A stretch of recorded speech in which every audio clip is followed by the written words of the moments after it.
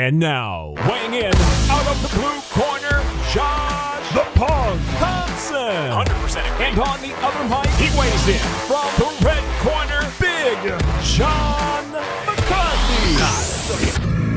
All right, everyone, welcome back to another edition of Weighing In with the Real Punk, Josh Thompson. And trust me, he is a punk. You should have seen him this week. It was incredible.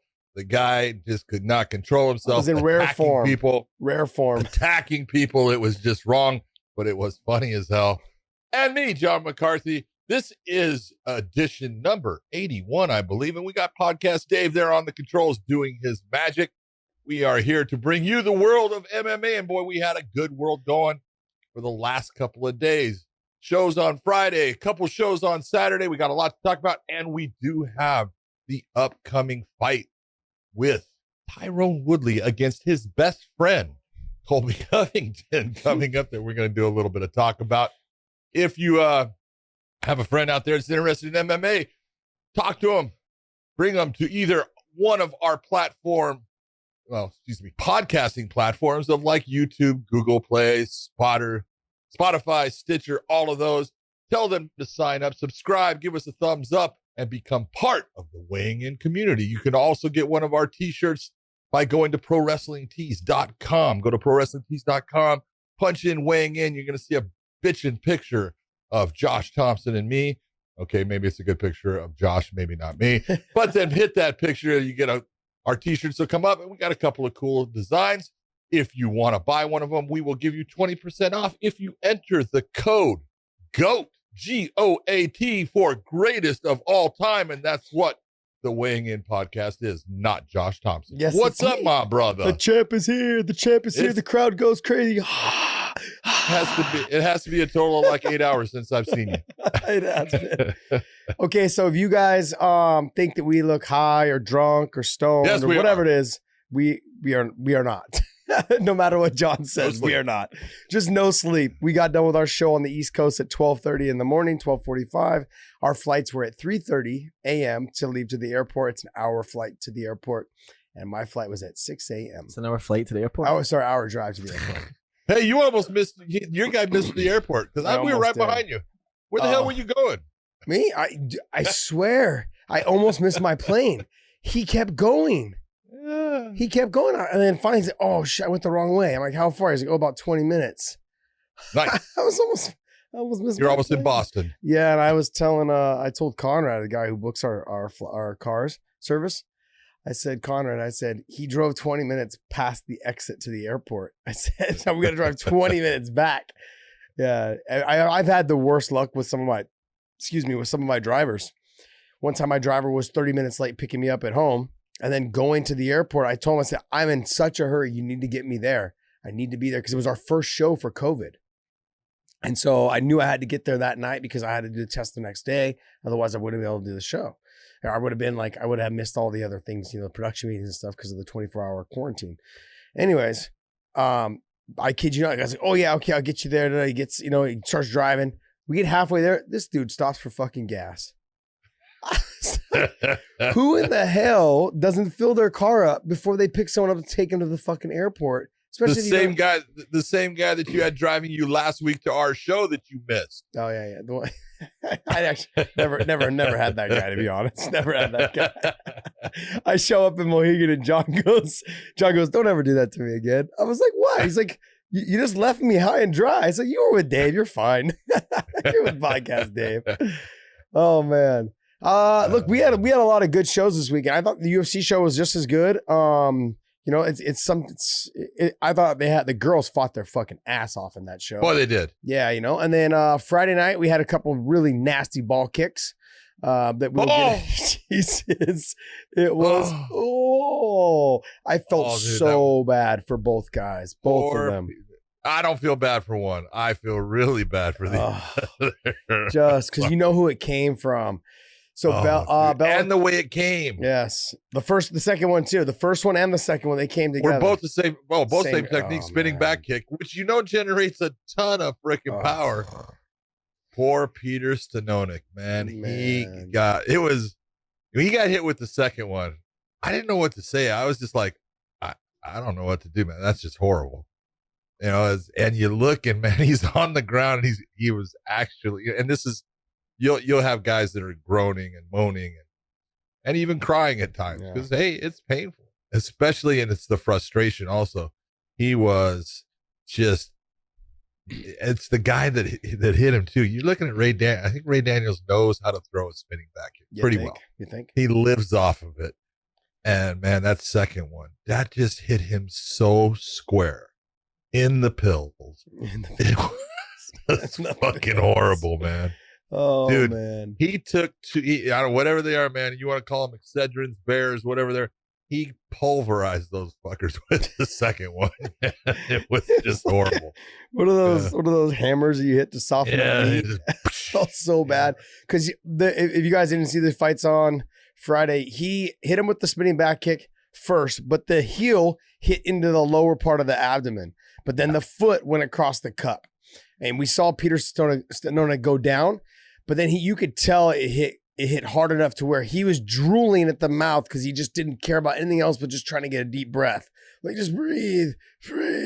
And I mean, I've been there a couple times playing soccer. Guys have just straight up booted me right in the, you know, like you'll slide, in the pills. Yeah, you'll go to slide tackle. They'll go to slide tackle, and then they'll go ahead and try and kick the ball at the same time and miss and kick you right in the hoo-hoo. And man, you have a hoo-ha? A hoo-ha? Keep doing the hoo-hoo? A hoo-hoo?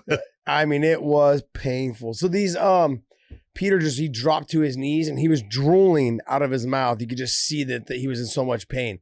Then in the commentary, I say, John, I said, so after he's done with this 5 minutes, because he used up the whole forecasted it, man. He used up all of the 5 minutes. I said, if it happens again, does he get another 5 minutes? And you're like, yes, he does. And then no kid, what was it? Like 20 seconds later, once he finally it wasn't even that. No, it was 10 seconds. 10 seconds. Right Boom. away. The same technique, man. It was like, oh God. The second one was worse because Peter was walking into the first one and the whole foot didn't hit. The second one, he had threw the head kick and Raymond he threw a kick like to the shoulders or the head or something like that, but his leg was lifted up, like almost like doing the splits. And Raymond did the spinning back right into his pills. And it landed clean. And Raymond told the ref, it was Herzog. He goes, oh, it hit him in the thigh. He's like, no, it did not hit him in the thigh. Dude, you know how many times I've had fighters go, it was this, it was that. It was like, dude, you know what? My kids used to lie to me all the time too. And I didn't believe a fucking word they said. Yeah. So shut up.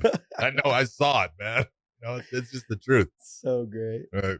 They're talking to Raymond Daniels, the day after, and he's like, oh man. And I said, dude, he goes, you guys got to go with it, John. He goes, next time I come into the ring, I'm going to have a couple of nutcrackers on each side of me. The Christmas thing with the cracking of nuts. He goes, you got to go with it. So instead of the real deal, we're going to go with Raymond the Nutcracker Daniels. That's hilarious. Oh man, I felt so bad for Peter. You know what though? That fight was shaping up to be a great fight too, because it really was. Peter was finally Raymond was finally starting to slow down, and a lot of his spinning attacks obviously weren't really hitting the mark. Well, they were hitting the mark. Yeah, just not the one they were supposed to. Maybe not the proper mark, but they were definitely hitting the mark. And Peter Stodonik was taking some clean shots, even when he was walking through them. And he was the one putting the pace, and Raymond was slowing down. You could tell that the power wasn't there as much. The speed wasn't there as much. He was missing the marks. It was getting a little sloppy, but man, it was a fun fight to watch up until those moments. So I honestly, I got to tell you, I don't blame Peter if he doesn't want to take the rematch.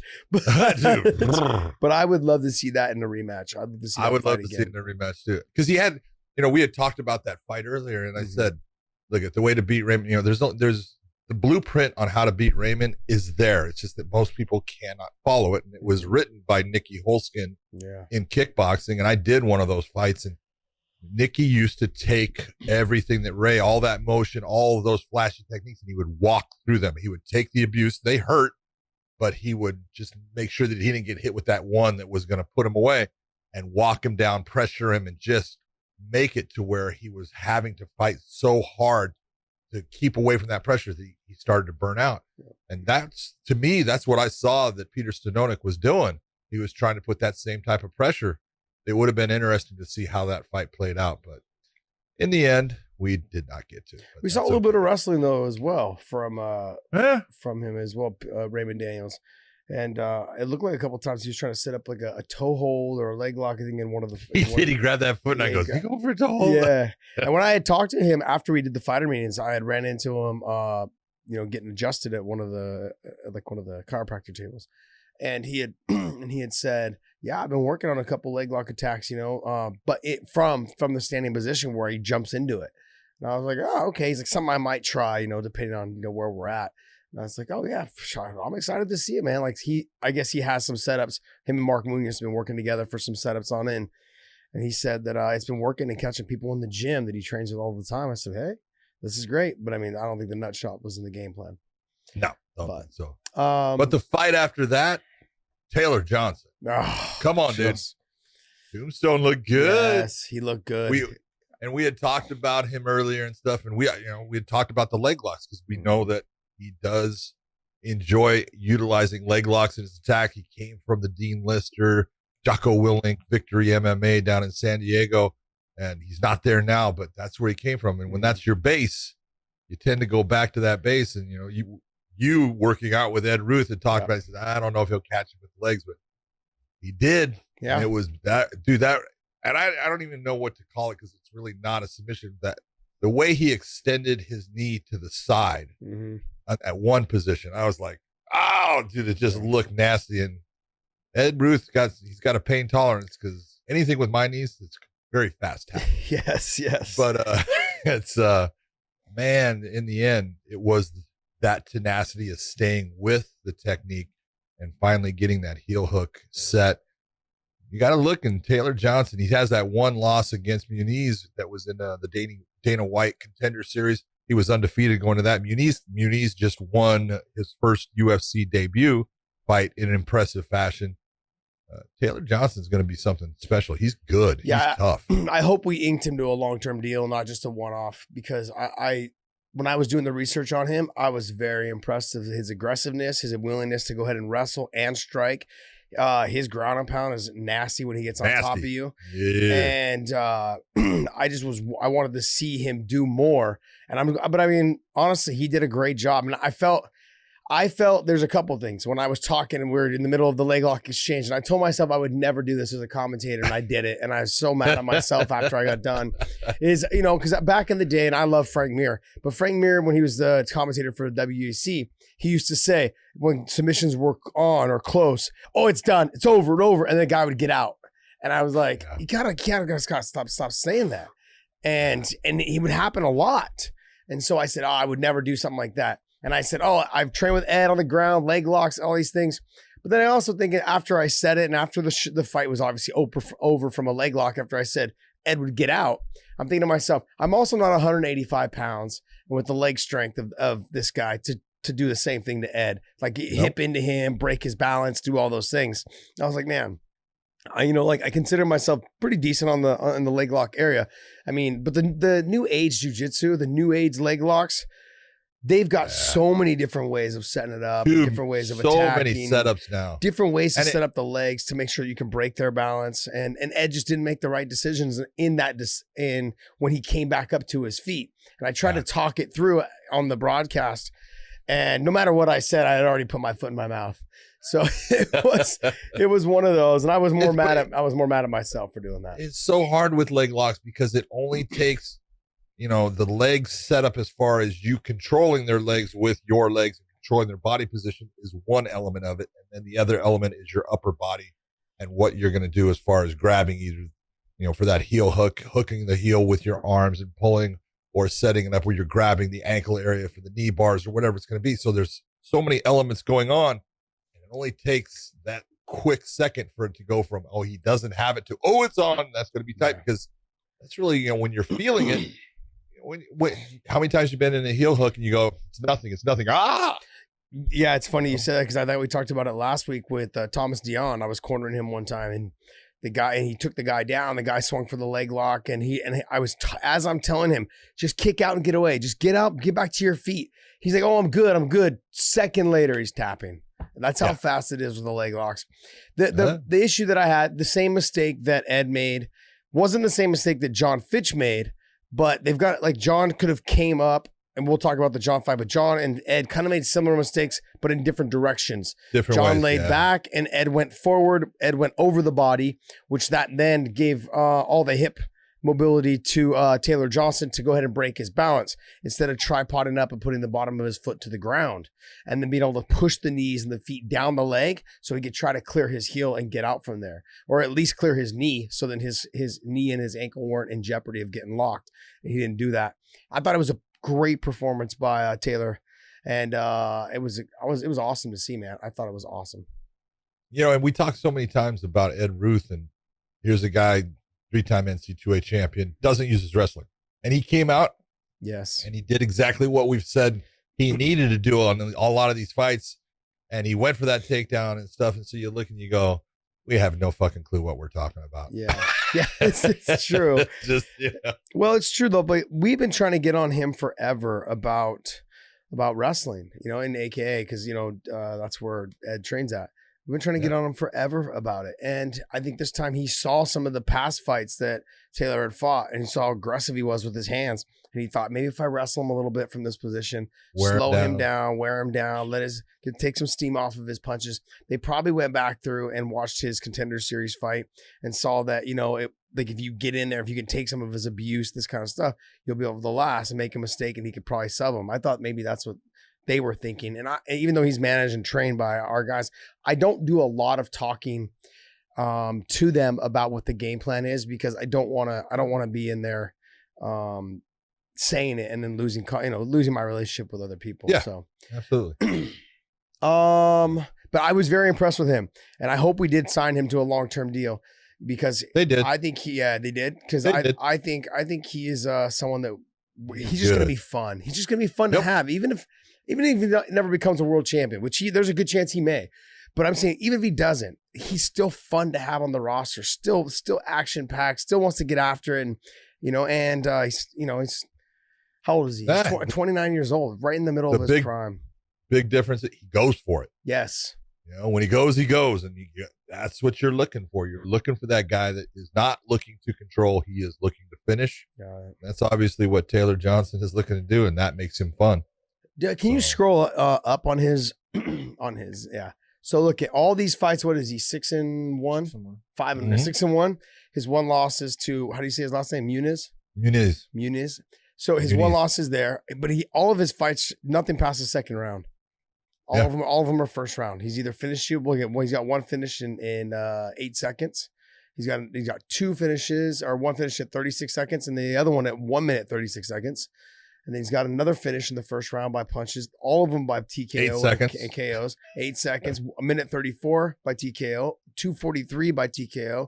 He's obviously got some dogs in his hands, man. I was watching his videos before he was on the card, and I'm like, wow, man, he's going to be very dangerous for Ed to deal with. And the fact that Ed was going up to 185 instead of fighting at 170, I was like, man, I don't know how it's going to work. It's going to be tough for Ed. But I thought Ed should have stood a little bit more and saw kind of what he did. Because when I had talked to Taylor, he had said, basically, he goes, excuse me. He's like, I know that Ed is tough. I know he's got good wrestling. He's like, I'm not going to rush in on him. And he didn't have to. Ed came out and rushed in on him. Yeah. So which actually probably kind of caught Taylor a little off guard, because Ed's never rushed anything really, except if you go to his first fights. Yeah. Lately in his last, 7-8 fights, everything is about being relaxed and taking his time. And he goes out and doesn't do anything fast or with any kind of urgency. That's not who Ed is. But I actually think that the weight class at 185 is a better weight class for Ed. I think he's going to perform better at that weight class. I think he has the strength. It's just, he ran into someone that, that knowledge base. Yeah. It's not that Ed doesn't understand the leg game, but he doesn't understand the leg game at the level that his opponent was able to apply it. Yeah. People need to remember his very first fight was in Bellator. He didn't have any amateur fights. He didn't have any regional. Yeah, no regional fights. He didn't fight in King of the Cage. He didn't have any chance to get his feet wet at all. He He came straight in like an Aaron Pico. They signed him right out of college and just said, hey, ready to fight? And he's like, yeah. And so they gave him 6 months of training and he jumped in there. So what he did early in his career is phenomenal. But like now we're getting into those upper guys where they're technical with the leg lock situations here. And those are things he's going to have to work on. But what I will say about Ed Ruth is this, is that he does enjoy training. He loves training. He loves, like, he's a purple belt now in jiu-jitsu. But when he first started, he just put a gi on and he started training. So he's really young in the sport. And the fact that he's 8-3, I know he's not perfect anymore. It's 3 losses. And but look who he's lost to. He lost to Yaroslav Amosov, you know, and he's lost to Taylor Johnson. Neiman Gracie and Taylor Johnson. Yeah, and Neiman Gracie. It's Neiman, by the way. We are freaking idiots. I have known him for a long time, and the only name I have ever used is Neiman. Okay. And he's never corrected me once. It's because he's a gentleman. I'm going with Neiman. Exactly. He is. He's a gentleman. He tries to make sure that his old people feel okay. And he calls me Yon. He calls you what? Yon. Yon. Yon. And I don't correct him. I ran into Renzo Gracie. You know, I was walking past one of the restaurants in the casino after the fights, before he had fought, but it was after the night before fights, so the Friday night fights. And Renzo said, "You just don't understand. He's different now." And I'm like, "What do you mean he's different?" He's like, "Well, after he lost to Rory, he just something happened to him. He just matured as a person, as a human, not even as a fighter. He just matured as a human being, because it's so great. Everybody in the gym has talked about, you know, and Renzo's got a great program there with John Danaher and those guys, but he just said, man, talks about how great he is and this and that. And he said how much he's matured since the Roy McDonald fight. What's going on here, Dave? Sorry, I opened something. Don't worry about it. I'll get back. Okay, so are we all good? Yeah, we're good. Okay. Sorry, I just saw some pages flipping around. It's all right. So then we also had the debut of the Alpha Cat Zingano. And I thought she actually, you know, there was some moments in that third round where you're looking at, ooh, you know, not doing exactly the way I would like to see her do, but I thought she really performed well coming off of that long layoff. 2 years off, right? Yeah, and having all kinds of, you know, health issues, having some surgeries to take care of those health issues, getting herself back. You know, Gabby has never been stopped. And, you know, people can look and say, oh, I don't think she's that good. She's tough, man. She is strong. She is tough. She will not quit. And she's been in against some really good competition. So you're saying, yeah, she's got some losses, but look who she's lost to. And not one person has been able to stop her. And a lot of her losses are split decision losses. So, you know, I personally thought it was important for Kat not to get her out of there fast, to get some time in the cage, to have minutes played out without taking damage. If you can do that, because those minutes are going to make you feel more comfortable. You're going to feel like you're back. You're going to start doing techniques a certain way. I thought overall it was a good performance for Kat coming off of that long layoff. Yeah, I thought so as well. I differ with you. Except for the mount position. Yeah, and that's the thing is I differ with you on, you know, getting the minutes in there, because in the situations like you see with what happened in the third round where she got mounted, I mean, that could have changed the fight. It's like, yeah, we're all for it when you're fully dominating and controlling, which she was in the first 2 rounds. But the problem was in the third round, she tried to rush the takedown, and Gabby stepped over and she fell right in the mount. And that was just one of those positions now where you could tell she hadn't been there in a long time. Like the things that either she remembered how to escape there or not, but it just wasn't there. The cage awareness, all those things. I mean, she needs to go back, I think, into her training and be like, okay, look, when I'm this close to the cage, put my feet to the cage while walking up real fast.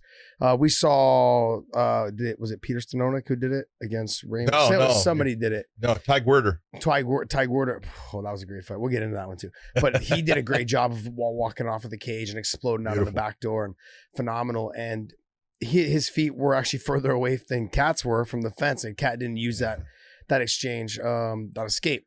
So there's things in there that she can work on. I agree that, yeah, they're just nice to get a little bit of time in there, more than like a minute or 2 or 4 minutes. But after that first round, let's get the heck out of there, man. We're not getting paid by the minute.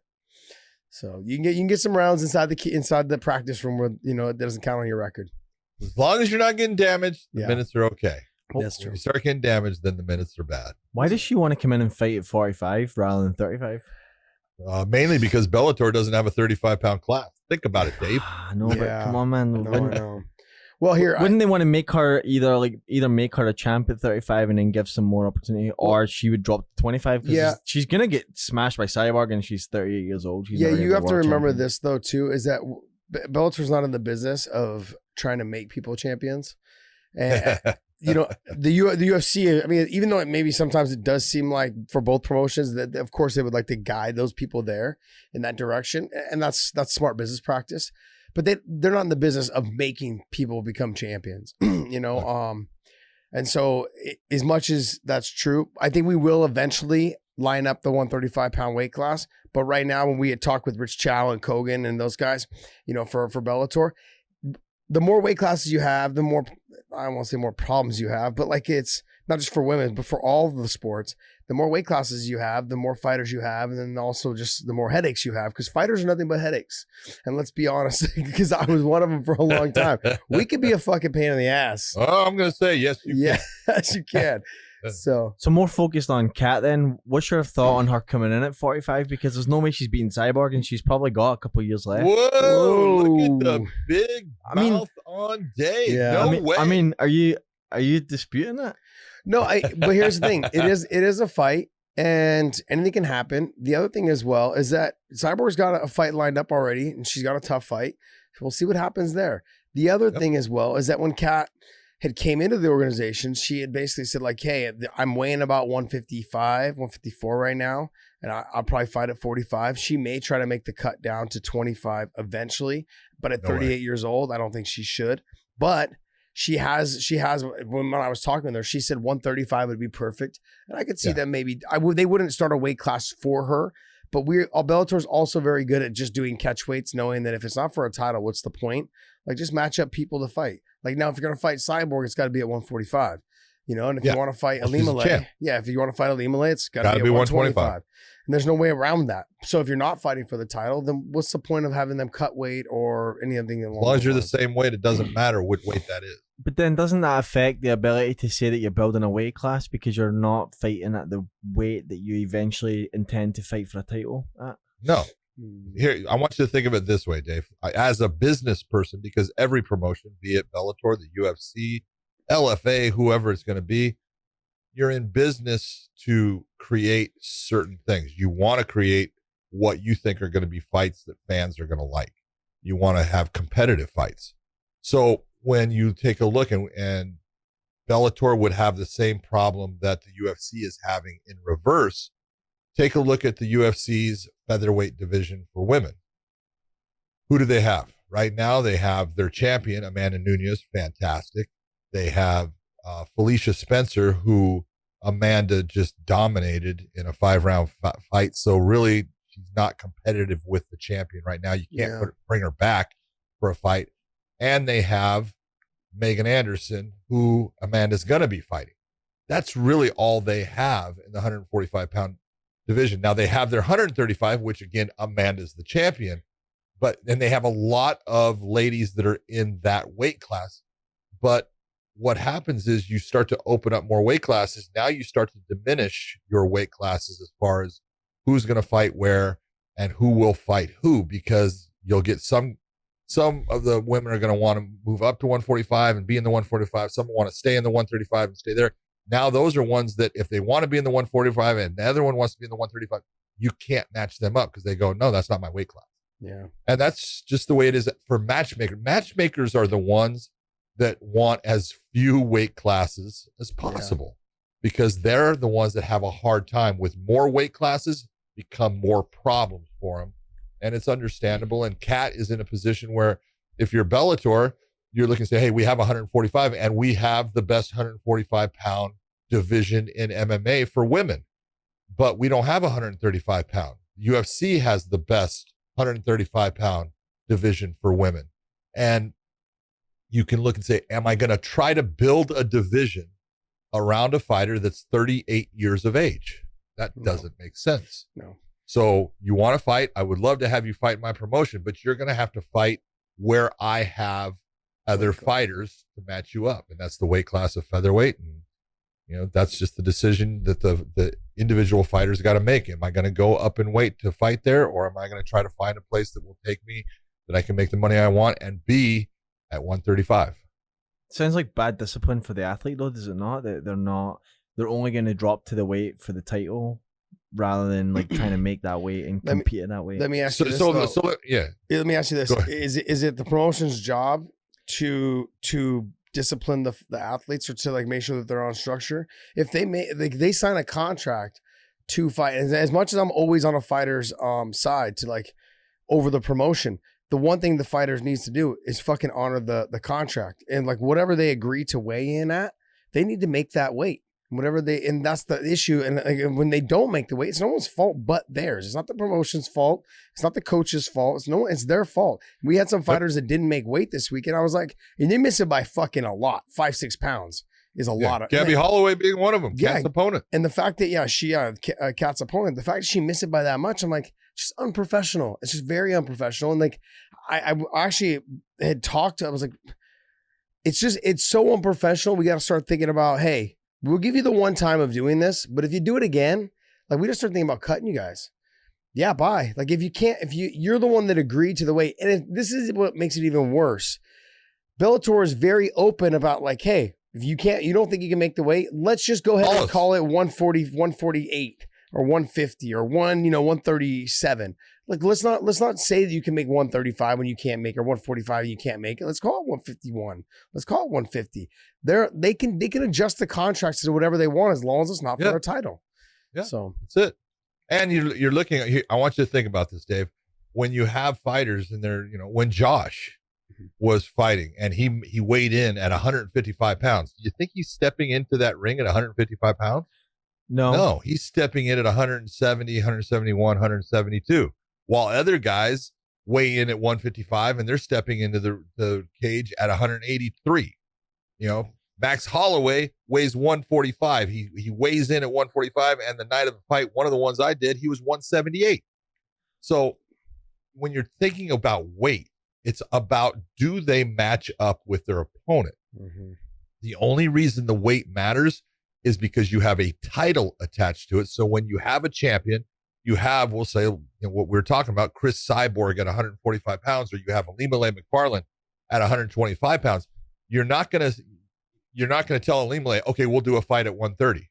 No, she has a title that's at 125. She's going to make that weight, and her opponent's going to make that weight, because I'm doing a championship fight. And under the rules of MMA, both fighters must match that weight, and they cannot even get that 1 pound allowance. When you're the champion and you're the champion of the 155 pound weight class, you don't get to weigh in at 155.1. You must weigh in at 155.0 or less. You don't get that allowance. So that's because it's a championship fight. Any other time, they give you a 1 pound allowance. That's how little it matters. Yeah, the other thing as well is that when it's for the title, I don't know if it's still in play, but when I had fought Gil the first time and even the second time, for a title shot, you're only allowed to weigh one time. You weren't allowed to. That depends on the state, and you were in California a lot, and that was California's rule. That's what I was told. I heard it was the same in Chicago as well. Illinois has got the same thing. Other states are different. They'll give a 1 hour or a 2 hour allowance for you to lose. Yeah, but weight. California was like you had one shot to get on the scale and make weight. Championship fight, you had that time that you stepped up on it. That would suck because the scale could be wrong. Oh, it's not good. Yeah, or you could be Daniel Cormier and just bring a towel and put your hands on it. That way you weigh whatever you want. Low blow. The only other argument I would make there is that your title fights would probably be that's your biggest fights, right? Your title fights are your biggest fights. So if your guy is always fighting at 165, right, and then he's winning, smashing guys, and then he's walking around at that kind of weight that he can make 65 at, right? So I don't know, what's the rule of thumb, like 20 pounds over? So 185, is that a rule of thumb? I don't know. Yeah, it's like usually around 20 pounds. So then when he's like, cool, I've been smashing all these guys, let me fight for the title at 55, and you've never seen him make that weight, doesn't that A, become alarming, and B, put a title fight at risk when that's probably your biggest selling fight? Well, you can also think of you as the promotion. You have that guy that has been fighting at 165 for all these times, and he's walking around at, we'll say, 185. And you, as the promotion, don't have to sign him to a 155-pound fight. You, as the matchmaker or the promoter, can go, hey, until I see that you can actually make that weight, I'm not going to sign you to a fight at it. Yeah, you're going to have to fight at 170. Yeah, I don't think any promotion is going to do what you're talking about, though, Dave. That'd be like, first off, he would have probably came into the promotion fighting at 155 because they would have signed him to fight at 155. If not, they would have signed him to fight at 170. So I understand what you're saying. Then after a fight or two, like Ed Ruth, he's like, yeah, I'm not going to fight at 85 anymore because he came into the promotion at 85. Let me go to 70. Then he went down to 70, fought a couple times. They knew he could make the weight. And then after that, he's like, you know what? I feel better at 85. I'm going to go back up to 85. You know, so he could also make the adjustments now of just fighting in the middle somewhere. I mean, like, hey, as long as my opponent's okay with it, we can agree upon a weight and do it again. You know. What do you think? Okay, so next fight. Next fight was Phil Davis and Machida. Yeah. You know, I always look when you have this kind of fight. This is a difficult fight. This kind of fight reminds me of like when you have who was it? Darren Till fought Whitaker, and you know there was a lot going on in that fight, and there was a lot actually going on in this fight with Phil Davis and Machida. But it's not things that fans want to see in either one because there's so many feints going on, so many setups, so many traps trying to be set. It's a game of chess, and it's mentally, as the fighter, it's draining because you're trying to do so much and catch him and not get caught by them that it's not so much the action of motion and movement physically. It's the mental process that you're going through in this fight that makes this a very hard fight. That, you know, that fighting Machida is just tough to fight. He isn't, I don't want to say awkward because he's not awkward, but he's awkward to fight. You know, the way he has his stance, the things that he does, he just creates problems for you where, and I thought you did a really good job. I don't want to say that, but I will, on your Etch-a-Sketch when you pointed out just that little bit, there was nothing that happened.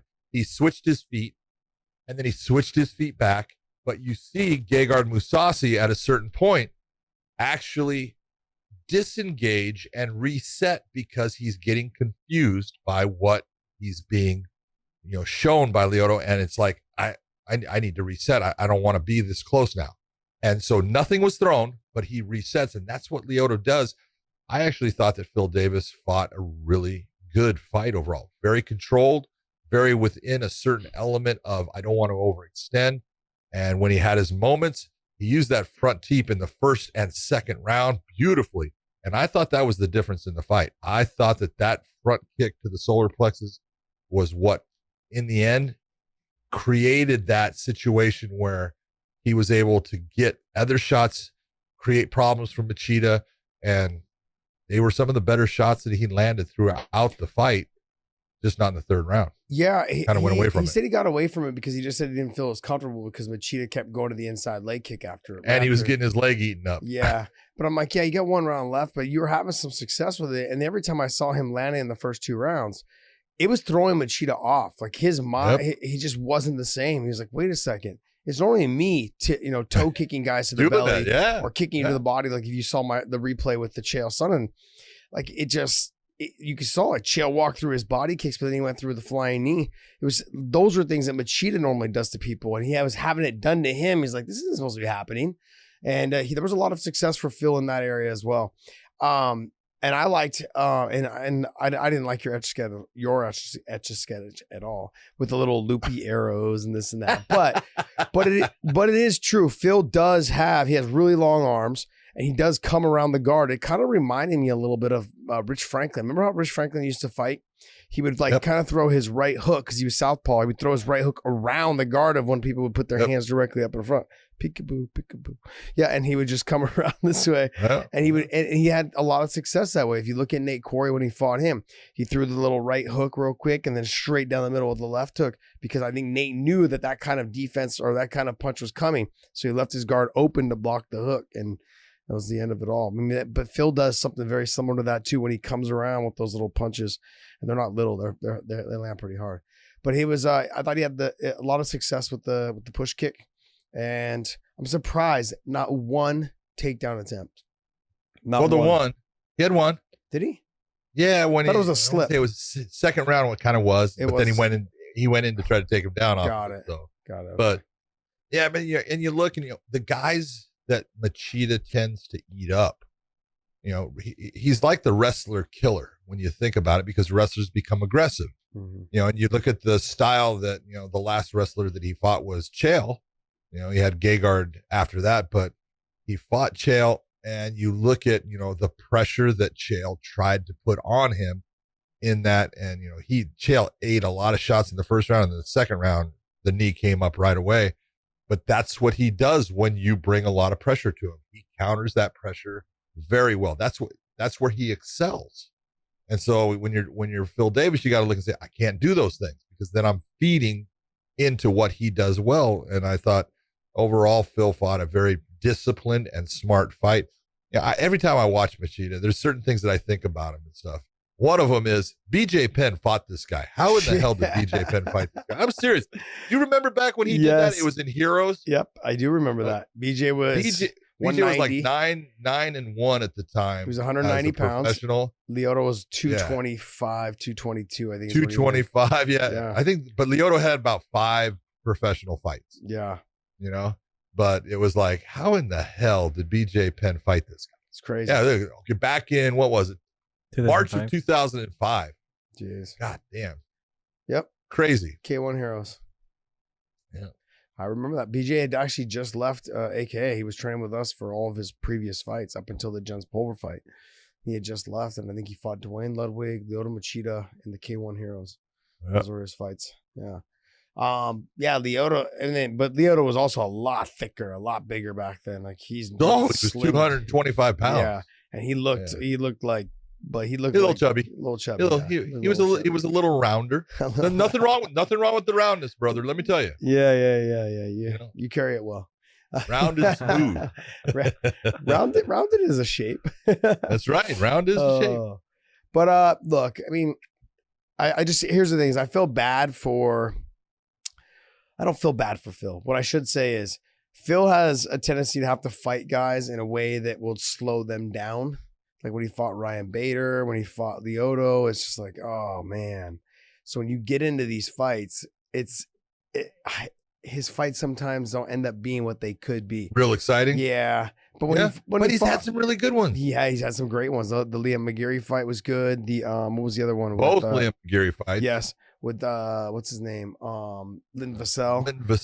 That was a beautiful fight as well. His fight against Nemkov. You look at that third round, man. Yeah. Yep. He was coming on in that, so. Well, so what do we do now? Do we go, what does Bellator do? Do they push him? I think they put Phil with Nemkov, and I think they put Lyoto with maybe Corey Anderson, or I don't even know who else would be next there. I don't know. If you're Corey Anderson, you want to come in and your first fight's against Lyoto. Ooh, that's a hard package because it's so different. And this is one of those ones where who do you find out in your stable of fighters that you work out with or anywhere else that actually matches up with what Lyoto does? Yeah. So it's very difficult to prepare for someone when you can't get somebody in the gym doing rounds with you that mimics what this guy does and how he does it. That makes it hard. So I'm not saying Corey can't do it. I'm just saying when you're saying that's your first fight in the promotion, it's like, well, damn, man. Can you give me someone that's a little more, normal? 205, right? 205, yep. Let me see. Not sure a lot. I'd like to see Alex. I really say Polizzi. Alex Polizzi, man. Easy Polizzi had a great fight. Yep. Looked really good against the next champion in Cavallo. And Corey Anderson, that would be a good fight. Yeah. That would be a fun fight. Yeah, him. I mean, I could see maybe Liam McGeary. Liam. Yeah. Good. Lee Chadwick's not bad either. He's got a lot of fights. Or Julius Anglickas. Uh-huh. Man, you talk about a dude that is huge at light heavyweight. That dude, he doesn't have an ounce of fat on him. He is a stud. So either Julius Anglickas or Carl Albrechtsen is another one. Yes, you could bring in against Corey coming in. So there's there's a lot there that you can look at and say, we can do this matchup and then give Phil Davis that rematch with Nemkov and let's see if he can get that title back. Yeah. I think Nemkov and Davis, in the end, we're going to see more than one more fight out of these guys because they match up really well. Yeah. Yeah. I think stylistically, I don't even know what's going on with Rafael Carvalho. He just needs to figure it out. Whatever, something's going on with his training because it's not on par right now. He just hasn't been on par. You know, you talk about looking softer and not looking like he was training hard stuff. Just didn't look good, and then he wasn't able to respond. Yeah, wasn't able to do anything that you would expect him to try to do in that fight. In the third round, started to try to march Polizzi down. Polizzi walked through it, did what he did, got his wrestling going, took a nice win. There is a guy. I know a guy. There is a guy that has been talking about going to 205 instead of being at 185, and that would be Fabian Edwards. And that would make for a fun fight only because Fabian's so hard to get in on the takedowns. And he's so fast, so explosive. He's very similar to his brother, but he's not as well versed on the ground as his brother. But man, he's good. He's really good. But isn't Fabian Edwards lined up to fight Van Steenis? And that's gonna be a whoo. But Fabian Edwards is 9-0. He's 9-0. But there has been some talk of him going up to 205. He's definitely big enough. Yeah, he is. Yeah, he is. He's definitely big enough. So yep, but good stuff. I mean, there's guys there that can be that can be put there in front of him. But I think we're gonna end up with a couple more signings here and there coming up, and everyone's gonna have their hands full. So everyone's gonna have their hands full. Good. Let's talk about second night. Let's talk. Oh, go. Sorry. Let's go back to the first fight. First night. What? There was one fight that I wanted to talk about.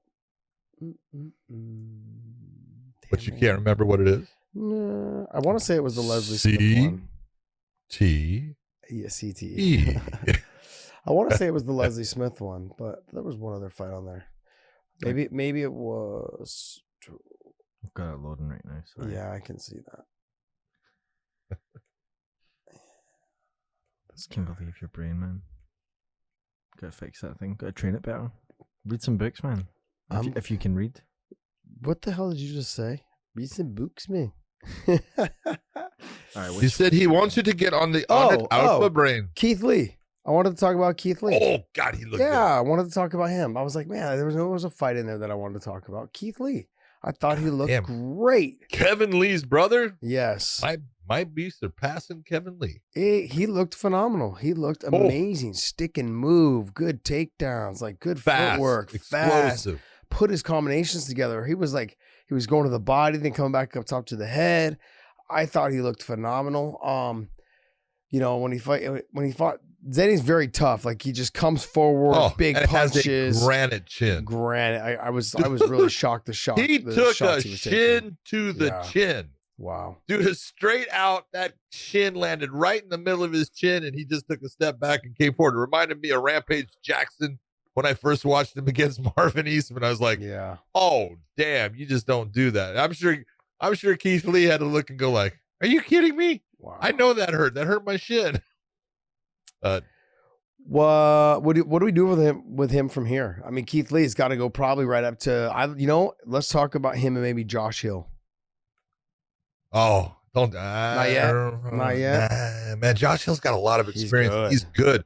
But I would say there's certain guys, and this is where matchmaking becomes more difficult in these times because of the COVID and everything, where you can't utilize a lot of the guys that you have on your roster, because there's guys like Moore from SBG. I would really like to see him against Keith Lee. Toby Misic would be another one that would be really fun. But Brian Moore is the guy that I think style-wise, Brian Moore and Keith Lee, that would be a good fight. You also got Rafion Stotts. Yeah, I wouldn't do that to him.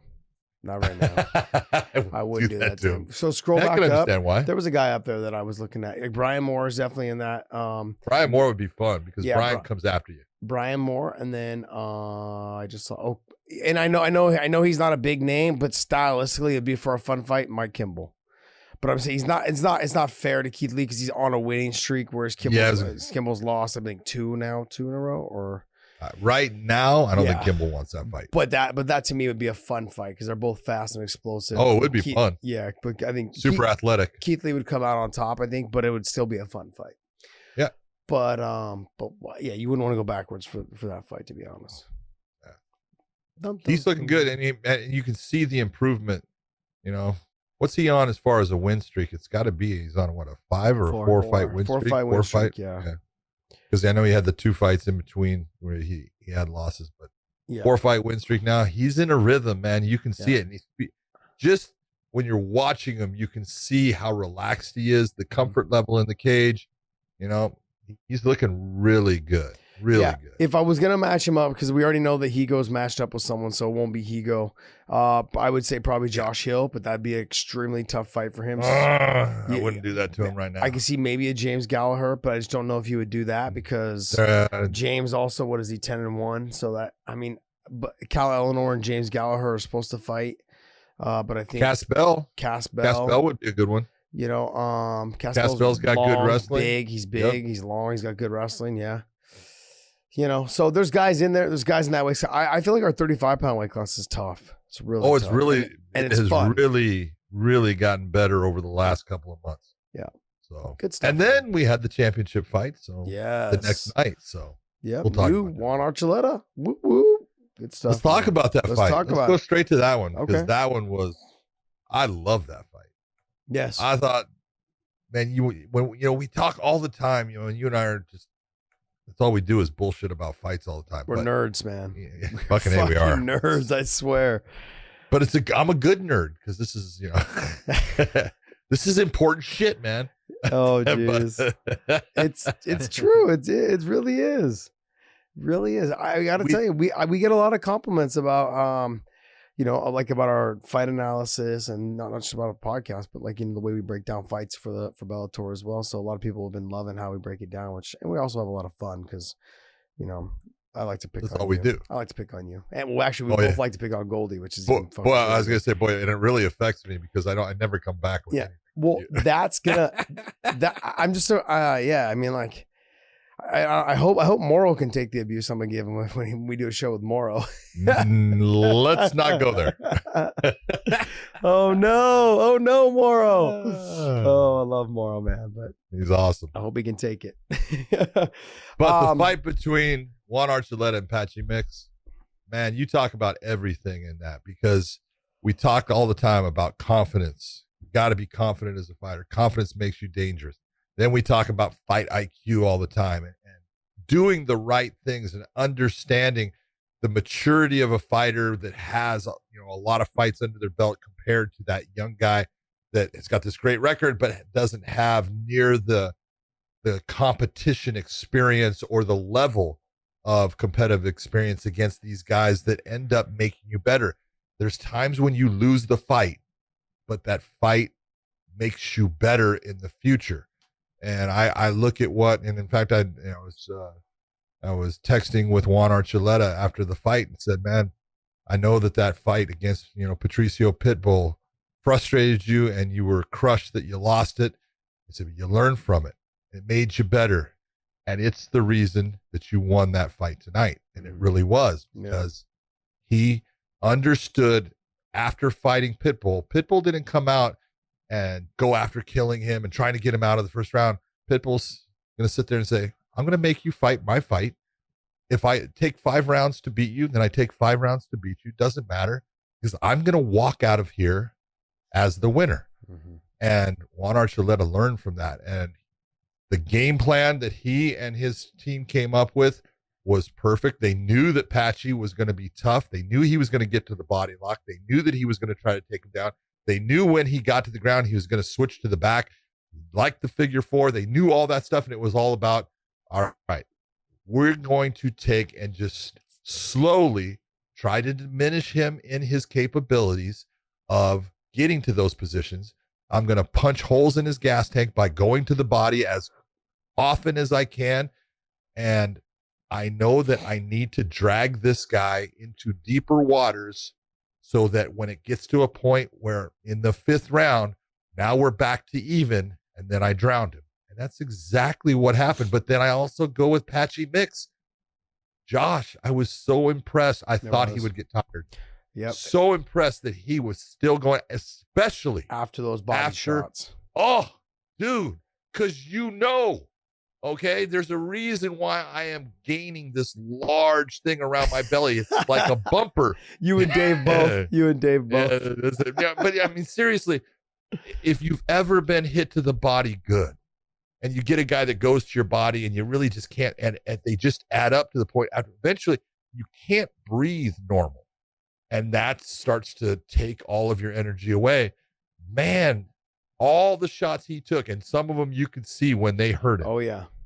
But he still was coming. He still was going after him. His footwork was the problem in this fight. Well, what I liked was even when he did get hit with the hard body shot, that Juan didn't overreact. And because Patchy would either back away or Patchy would try to like hunker down and kind of still walk forward, that Juan didn't stray away from his game plan and try to, I'm going to knock you out, and put himself in positions that potentially would have got him taken down and his back taken or mounted or anything along those lines, arm and guillotine. We've seen Patchy finish within seconds of getting there. And Juan just stayed the course.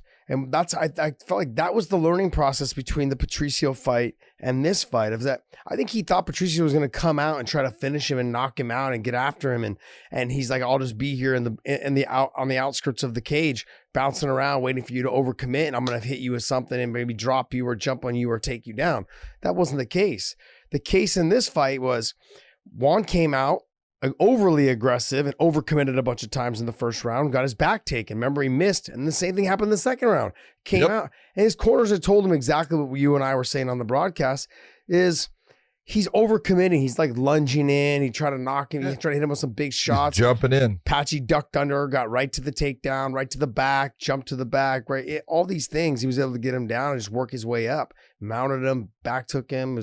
Spent most of the first 2 rounds on his back, or in the mount position. So I think Juan, after the second round, had realized that Patchy had spent so much energy trying to get the finish. And that's, I think, where you're going to see the difference between the next time that they fight. Because Patchy will be back. For sure, there's no doubt in my mind that he'll be back. What it is when you fight a 5-round fight and you get on the back, he was focusing so much energy on, I got to get to the neck, It exhausts you. Sure, the guy defending it exhausts him too. But and he's in a shittier position. But your grip fighting, your wrist fighting, all these things, your forearms blow up, your shoulders blow up, your legs are blown up from that figure 4. All these things take a toll. When you got back to his feet in the third round, he just wasn't the same fighter. I don't even think he shot one takedown in the third round. He just kept trying to walk forward. And that's when I knew. I was like, he's just not just tired. He's got good wind, he's got good conditioning. But the muscle condition of chasing submissions for so long in the first 2 rounds and not get anywhere, it made Patchy start second guessing, like, am I going to win this fight on the ground? I wasn't able to finish him when I was dry, and I was able to get in there. Like, how am I going to get him down? That's one. Now that we're slippery, how am I going to get him down? 2 is, when I do get him down, am I going to be able to finish him? And he, instead of saying, like, you know what, let me just get him down. Let me focus on controlling the position, not trying to attack so much. And don't worry about attacking the submission. Worry about just making him deal with something that is going to allow you. Your freedom of movement with your arms is a lot easier than grabbing and pulling and squeezing with your arms, because one just taxes them, makes them blow up. But the big difference that I think that, and then there's something I want to talk about with this, because it all comes into play. Patchy is working out at Greg Jackson's in Albuquerque, Jackson Wink. And I think that Greg is definitely going to be in the position of, he's going to watch this fight and he's going to see the footwork. Mm-hmm. The footwork was one of the problems that Patchy was having. He was having a hard time. Juan is a guy that switches stance a lot. And you'll see, if you go back and watch it, Patchy was getting his feet where his feet were to the inside of Juan. Juan would step outside of his foot continuously and launch that left straight down the middle to the body. And that's why Patchy couldn't stop it. Yeah. He was out of position to stop it based upon his footwork. So I think they're going to definitely go back, look at that, and figure out, okay, footwork wise, this is what you need to do. We cannot chase people. We cut them off, and I cut them off by putting my foot to the outside of theirs so they feel like they have nowhere to go. The door is closed. Yeah. The other part that I thought was weird was Greg Jackson wasn't in his corner. Think about that. Greg was with Michelle Waterson. No, Greg was there, dude. Greg was with Davion Franklin in the first fight. That's right. Okay. Greg was there, but Greg was not in the corner of Patchy Mix. And that is because, and I found out, Patchy is very loyal to the people that he started with, and those guys tend to corner him in the fight. And I'm all about being loyal, but this is about your career. And sometimes it's those little difference makers. How much confidence did you have? If you're going and training in a certain location, obviously you're training there for also the people there that you're able to, spar with and work out with. Yeah. But you're there for the coaches. So if you're going there for the coaches, then you probably need those coaches at least in your corner. So someone, I'm not saying all the guys, but someone's got to be, they can get a seat somewhere else. And they're not in the corner. He should have had Greg Jackson in his corner. It just that's the guy you're listening to most of the time in practice. That's the guy you should probably be listening to during the fight. No, I agree. When you have your top coach or your two top coaches in the gym and they're not in your corner, you got to start thinking like, hey, what am I doing wrong or what's going on? And especially for a title shot. Oh, dude, I was shocked. I did not bring it up because I did not. I'm looking over there and I thought I could bring it up. I'm not going to bring it up. Yeah. I don't want to say that, that's anything. But afterwards, I'm looking and I'm going, you got to think about this. You got to look at this, man. I love the fact that you're loyal to those guys that you started with. But if those aren't the guys that you're working out with and you're training with and you're listening to in the gym, then you need to have at least someone from that place that you are training in there helping give you some ideas of what you need to do to be successful in that next round. Yeah. Just the way I look at it. Yeah. Especially when you have Greg Jackson, who is cornered and coached tons of world champions. The very best. Yeah, the very best. And is still doing it now to this day, obviously. You got to think, why wasn't he in there? Those are conversations maybe next time we ask him. Maybe next time we ask, either we call up Greg and ask Greg, what's going on, or maybe we talk to Patchy and be like, what was in your mindset? I understand you have guys you work with in the gym and guys that you're close with in the gym or trainers you work with and stuff inside the gym. But you got to kind of put your pride aside sometimes because that little bit of extra knowledge in championship fights goes a long way. And it's just going to be one subtle little thing, keep your foot on the outside, throw your push kick up the middle. Whatever, stay long with your jab. Those little things that I don't want to say lesser trainers, but the trainers that haven't been put in those championship fights before, they're not used to dealing with. Championship fights are not won with 9, 10, 8% fight. Oh, John's went out. There we go. Differences of championship fights are, 1%. 0.9, 0.7, 0. Little subtle differences are the difference between winning that championship and walking away as the guy that's saying what happened. Yeah. So I don't know. It's something I'm really kind of, looking forward to actually asking him. Tell me why. Yeah. He doesn't have to answer me, but I'd really like to know. Good deal. What was the next fight on there? How come they didn't promote this fight? I thought it was because it was a really good title fight, and I just thought it never saw on social media once. Well, because you're kind of a UFC nut hugger. No, so but all dude, you do is watch. All you do is that, and if it has nothing to do with UFC or WWE, you're a true casual. And when the questions you ask, it's kind of good because the people there's a lot of casuals out there that listen to our show. That's what I'm saying. And so it's good the questions. But a lot of them are going to be like, I didn't even know Bellator had a show on Saturday night because I didn't for me it's amazing because How did I not know there was a fight on Saturday night until I text you on Thursday to say, are we filming on Saturday night or whenever it was, like Thursday or Friday? We talked about the fight on the show. No, we didn't. Yes, we did. But you know, I'll give you this, Dave. You're right. Yeah. You're right about a lot of it. And that has to do with, Don't tell him look that. at the UFC is on the big platform. They're on ESPN. Yeah. So anytime you're watching sport, there's a little, ticker that'll come up, a little box that'll come up, promoting that next fight. And where Bellator was at, based upon Bellator, was with Spike TV, the same as the UFC was with Spike TV at a time.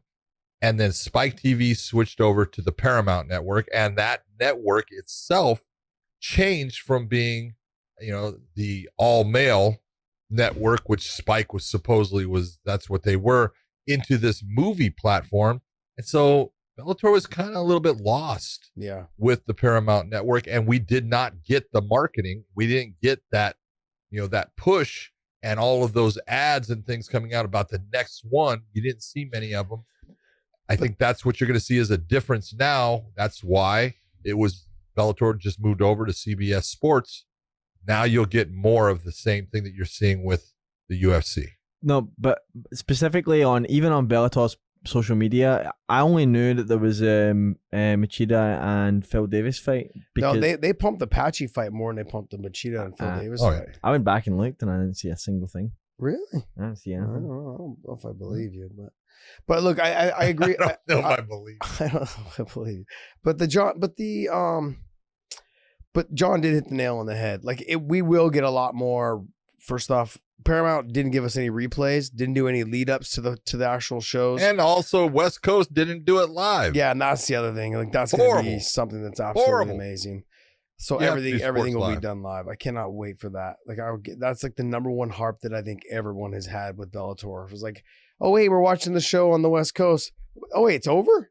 I was like, and I'm over here posting about who's winning, and people on the West Coast are like, I'm not gonna watch the fights now. I already know who won. And so, yeah, it gets a little frustrating. I think now that'll all be gone because we'll be moving to CBS Sports. It's not our new home. I just want people to understand that it's not our new home.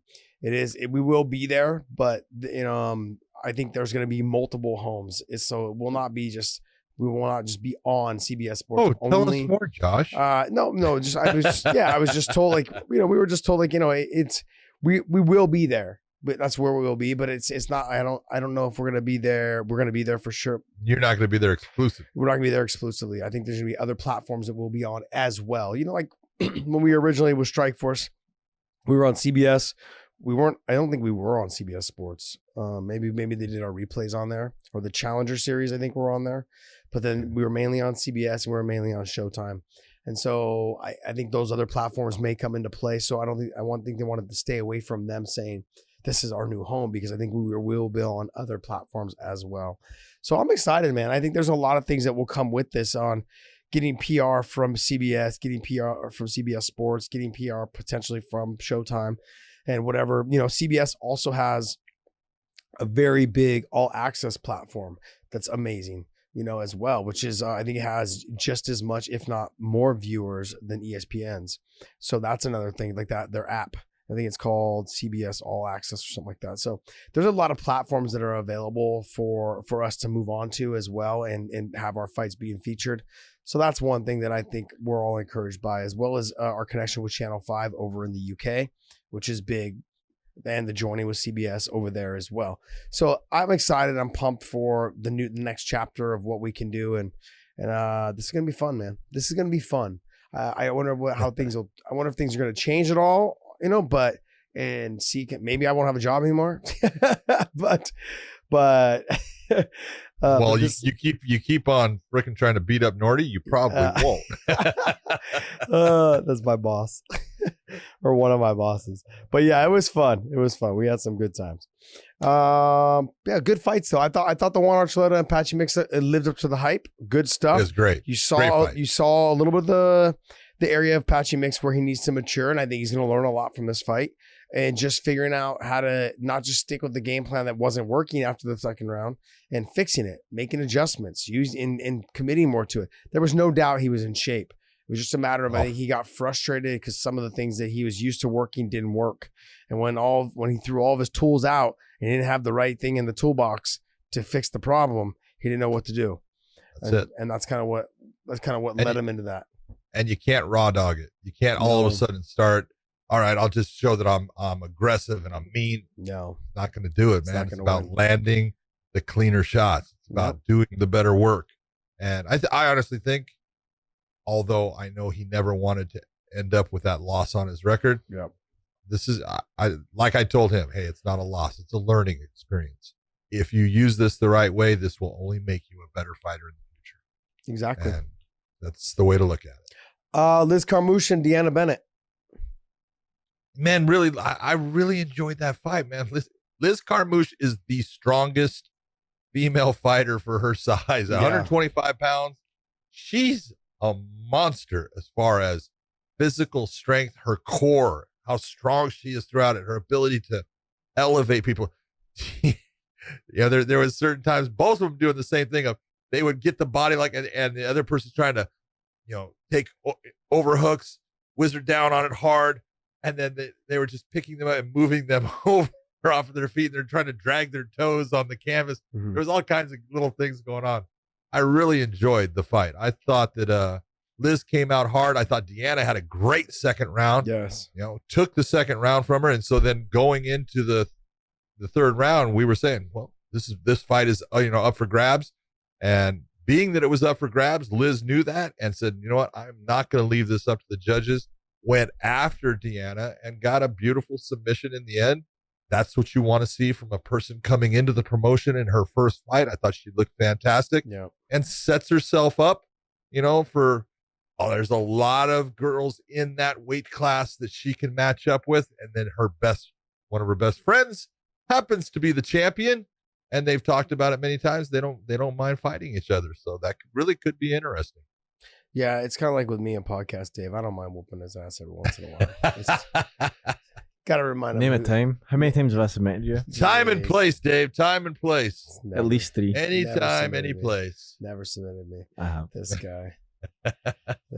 He will hit you with a DDT that you will never recover from. I don't even know if he knows what the DDT is now because it's such an old technique. I mean, they've got all these new names now, right? Yeah, I don't even know any of the pros. DDT's a classic. The DDT's a classic. Oh, a DDT classic. I'm gonna put you in and just get my Jake Hager ankle lock out and just pick your ankle apart. Tear it up. Oh man. Or the F5. I thought Liz, she looked great. She looked dominant in the first round.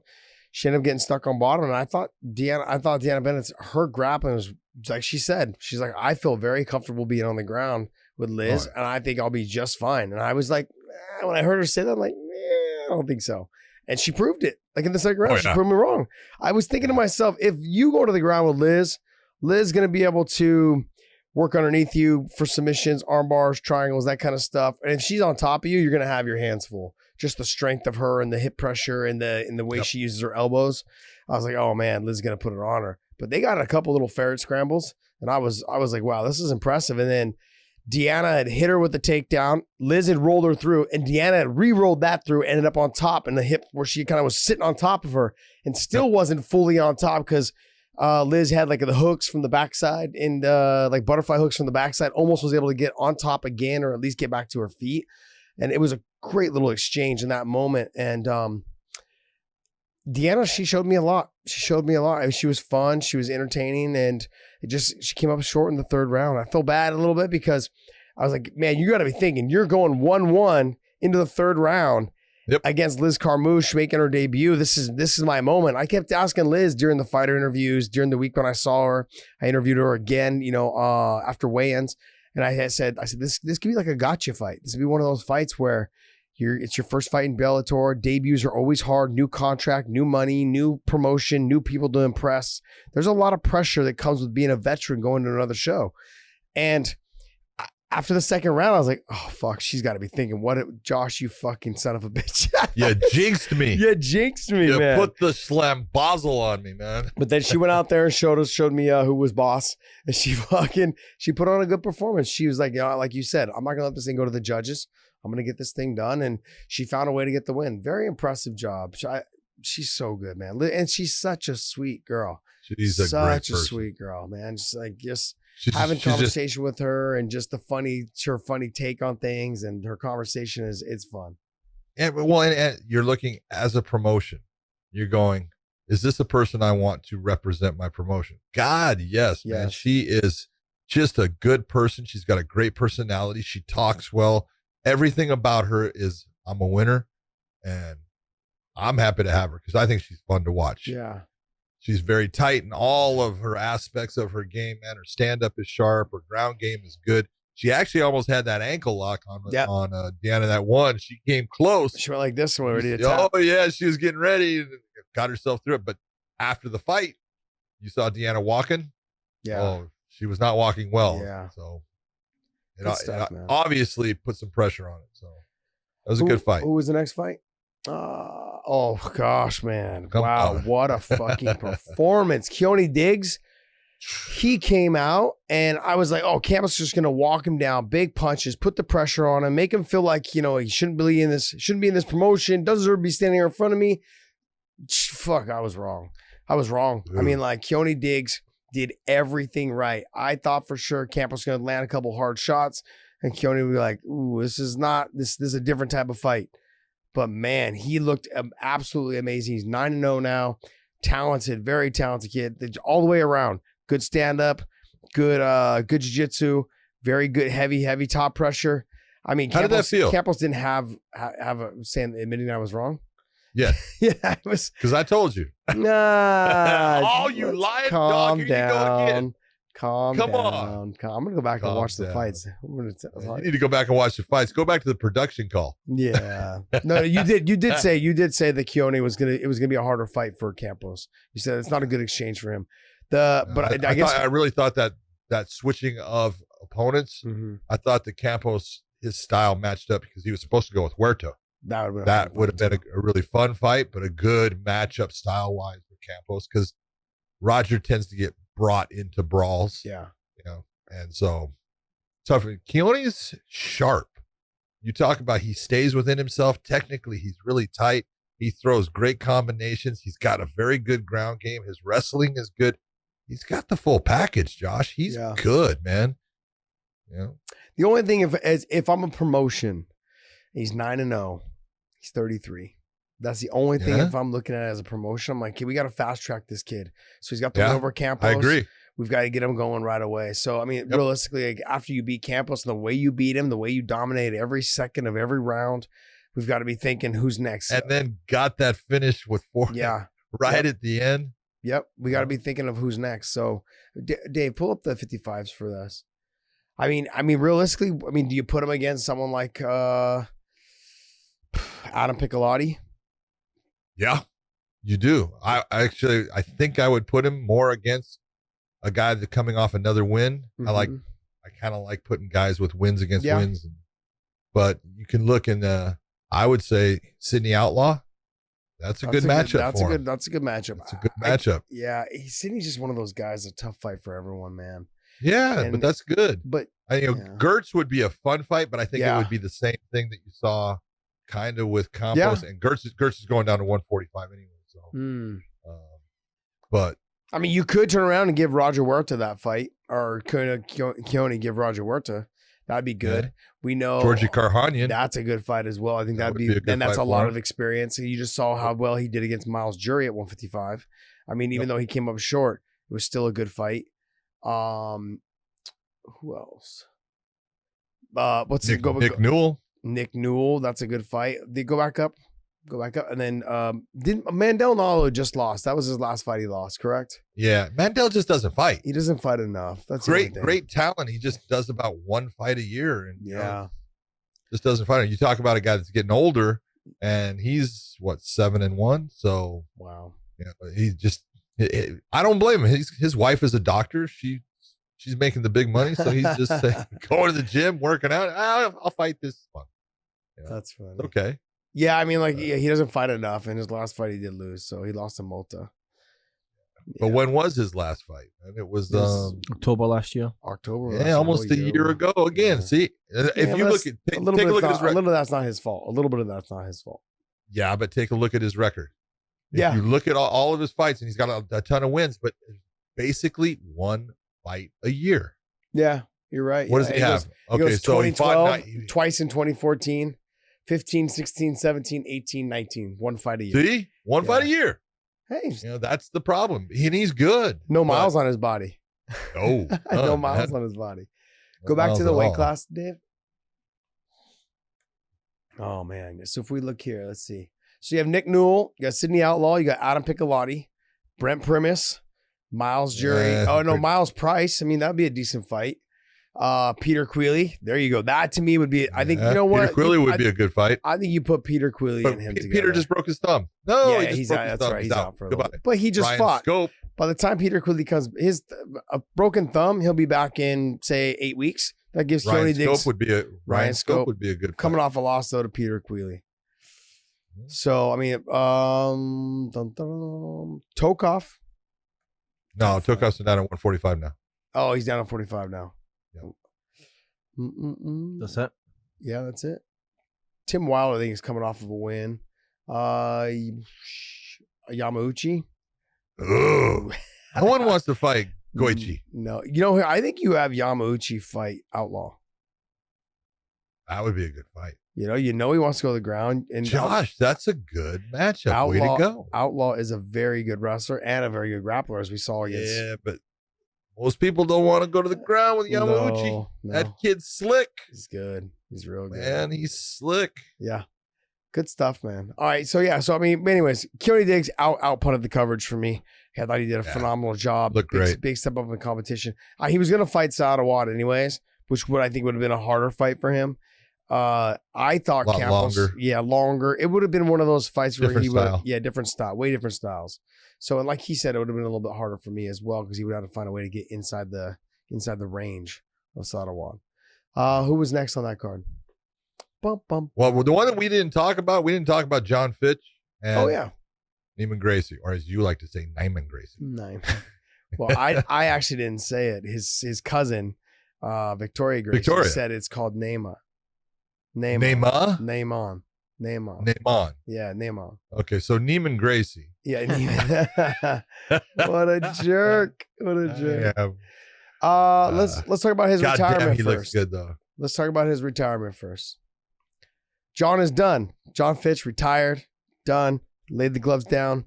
He's like, he's been telling himself for the longest time, my next loss will be the one. He thought maybe if he lost to Roy McDonald, but then he won. He actually said he's been talking about this since he fought Jake Shields. In his mind, he's like, if I lose to Jake Shields, I'm just going to retire. Then he rattled off like 3 or 4 more wins. He's like, shit, man. He's like, hey, I'm still good. Yeah, he's like, yeah. And then he fights Roy McDonald to a draw. And so he's like, all right, well, give me somebody else. And so they they offered him Neiman. And so he's like, if I beat him, then okay, then I guess I could fight maybe for the title. We'll see what happens. But I think he wanted to go off on a loss. Okay, it's not my time anymore. And I think it's hard for fighters to admit that. Like, I think it is. It's like, look, if you win, keep going, see where it goes. But once you lose, they're like, I could have won that fight. I got to go out on a win. Yeah, I got to go out and win. But then when you win, I got one more in me. And then there you go. Good. I'm glad that he did it the way he did it. I think the one thing, and I'm going to talk about it in this fashion. When we saw him taking his gloves and putting them down, we all obviously know what that means. And everybody in that arena that was there stood up and started applauding Jon Fitch because of what Jon Fitch has accomplished in MMA, be it when he was, young in his career, when he ended up going to the UFC, fighting for the title against George St. Pierre, representing himself always as a true professional and a gentleman and a sportsman, going to the World Series of Fighting, losing that first fight against Josh Berkman when everyone said, oh, he's going to kill Josh Berkman, and then coming back and winning the title there.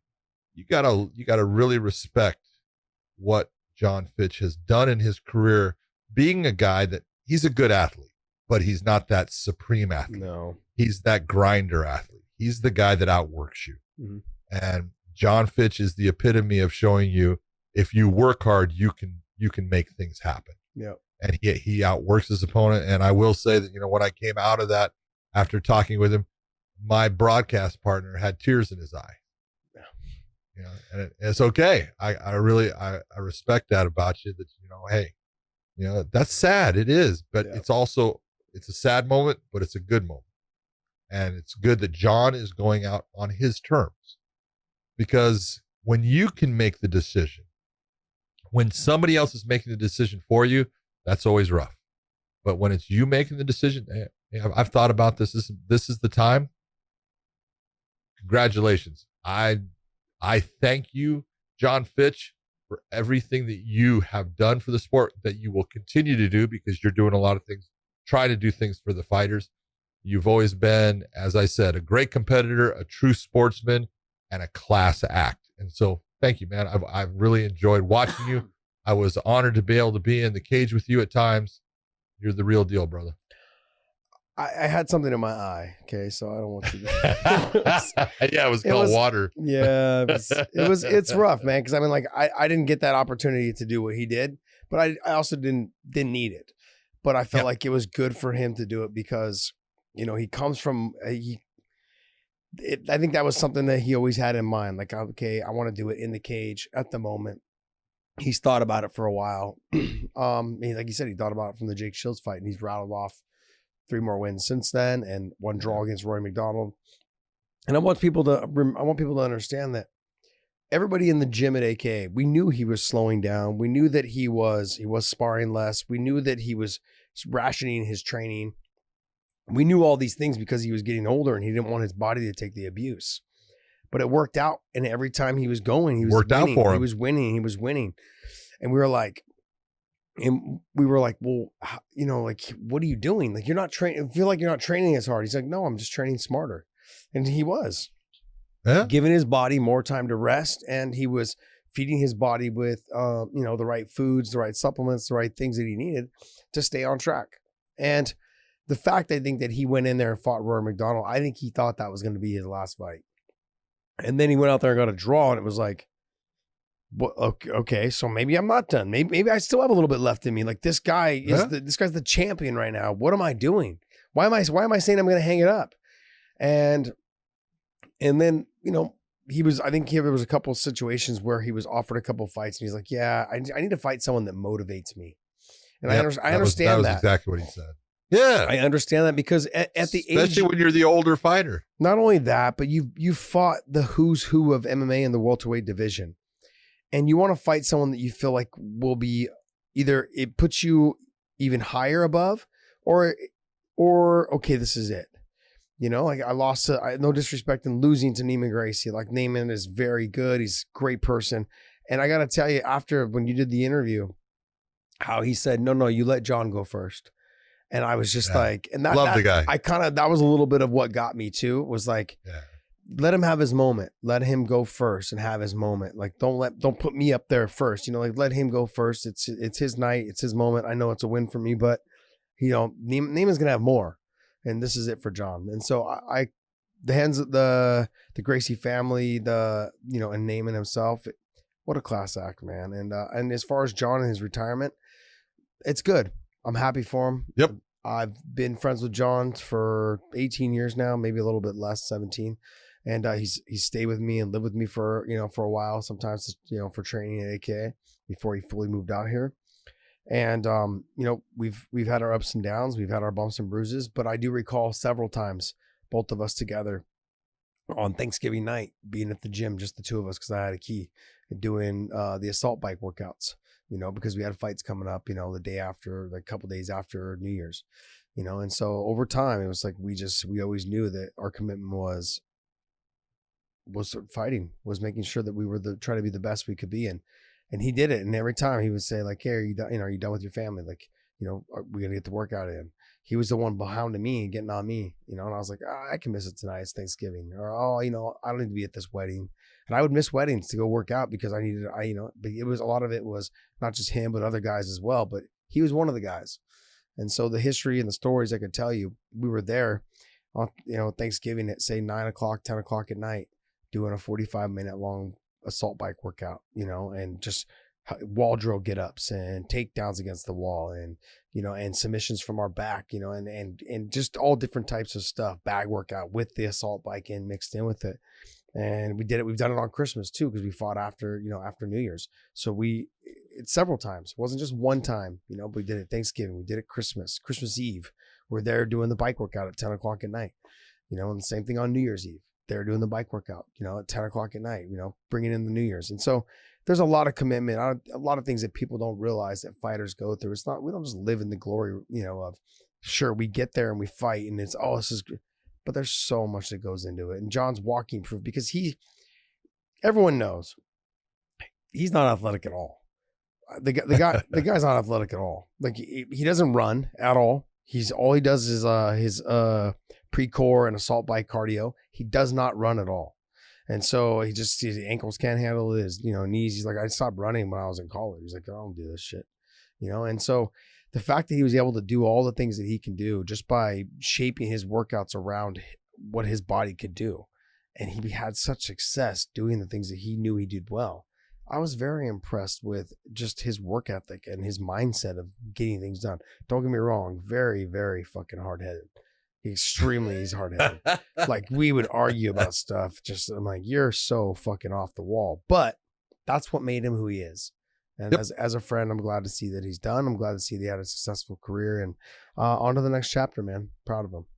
Yeah, well, and we talk about that, that he had made the statement of, I need to fight someone that's going to excite me. And you look and you go, well, the name of Gracie, whoever it is you're fighting, that's one that a guy that's at the time 32-7, that's one of those pelts that you can put on your wall. Yeah. And so I totally understand why it was that Neiman was the guy that he goes, yeah, I'll come back and fight that fight. Because it's nice to be able to have that target and get some excitement. And I want to face it. I want to say I've got to win against him. It didn't happen for him, but you really got to take a look and say, man, going up against Neiman is a different level now. And just like you were talking about with, Henzo, after his loss, and the maturity factor and what he's doing and how he's working out and the time he's spending. And I just loved the fact when I did the interview with him, he actually did an infomercial for John Danaher. I love that because, well, he finished, he finished that, fight against a guy that, John knows how to roll. But sometimes, when you're that step behind, you can't catch back up. And that's what happened to him with that leg lock. But that was a leg lock we're talking about. That was both a heel hook and a knee bar at the same time. Yep. And that is not an easy thing to pull off. And you have had to have worked on that and hit that. We're talking hundreds of times in the gym to be able to pull that off in the fight the way he did. And that was a beautiful submission. If you want to do the Gracie family, proud, that submission, that did them proud because that was well done, well played out. And then he goes afterwards and here, let me display what John Danaher has taught me. Yeah. And now let me teach you how you too can be part of this program for only $19.95 or whatever. I thought just the whole way he did it. And then also, like you're saying, Sarno is our stage manager. He's the guy doing stuff. And he had told Neiman he was supposed to talk first. And Neiman says, no.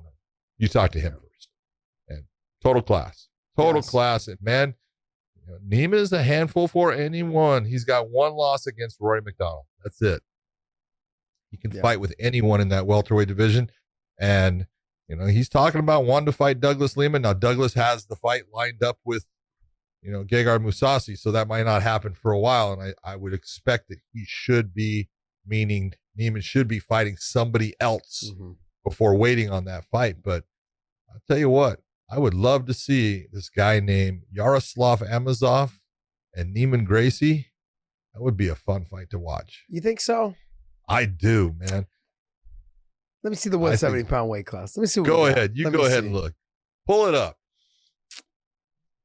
I don't know, man. I think I would. Oh, yeah. I love both of them. That's the thing is I don't want to see one of them lose. I think that's more of my thing here. Let me see. Derek Anderson's already matched up. Yep, he's matched up. He's going against MVP. MVP. Let me see. Kiefer Crosby. No, he's not ready. He's not ready. He's not. Right No, now. he's not. He's not. But he's Paul Daly's got to fight. He's fighting Derek Anderson. Dylan Dennis. Come on. Dylan Dennis. Dylan Let's go, Dennis. buddy. Let's go. Let's see. I mean, there's No, some I guys get that you. really have, some good experience. Oliver Enkamp, I really have. I'm high on him in the future. Yeah. You got Sabah Homasi, who, really at least came out and used his ground game, but likes to stand and bang with people and stuff like that. But if I'm looking and saying, man, you want to put two studs together, Amazov 24-0, Gracie 10-1. It would be a fun fight, man. Yeah. Derek Anderson's not fighting MVP. Ross Houston is. Ross Houston's fighting. Derek Anderson is fighting Daly. Yeah, Paul Daly. There you go. I Okay. screwed up. That would have been me. Okay. I knew that. I just What about like a Korshkov or Lorenz Larkin? Well, either one of those, you're absolutely right. Those both would be good. Korshkov is a guy that I look and say, man, most people just don't want to fight that dude because he's just dangerous, man. He's fast. He hits like a truck.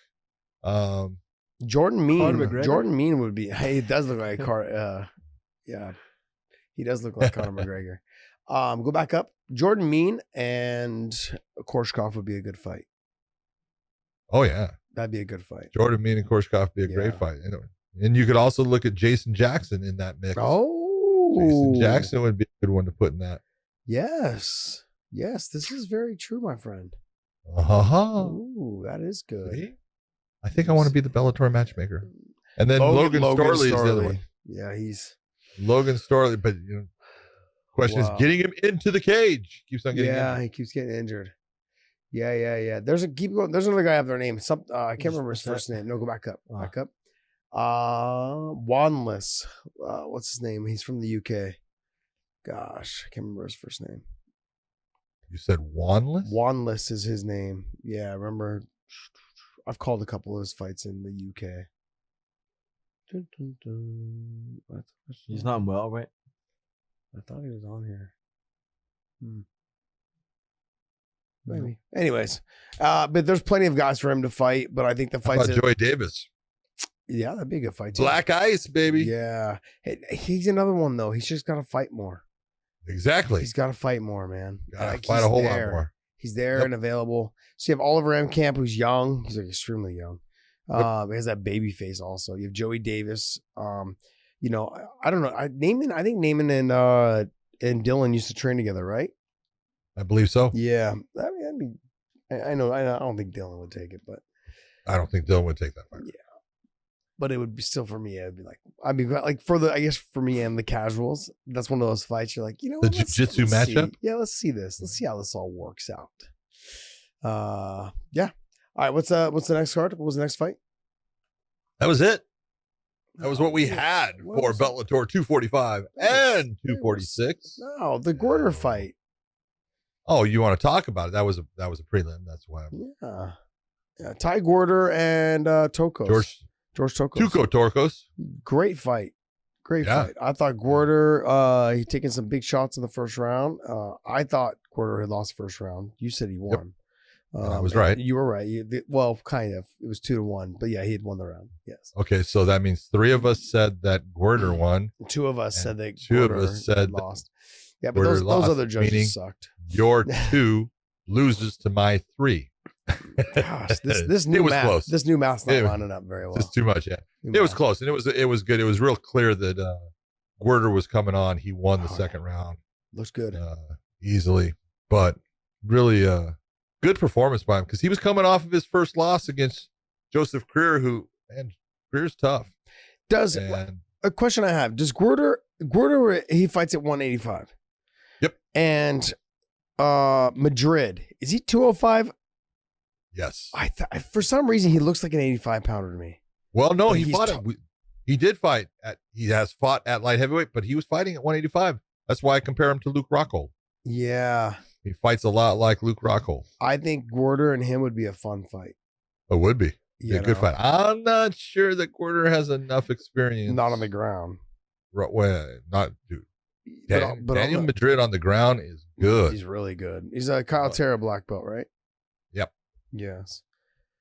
He's the real deal, and you're going to see a lot more of that guy. He's going to be moving up in the ranks. Yeah. And he has come into his own.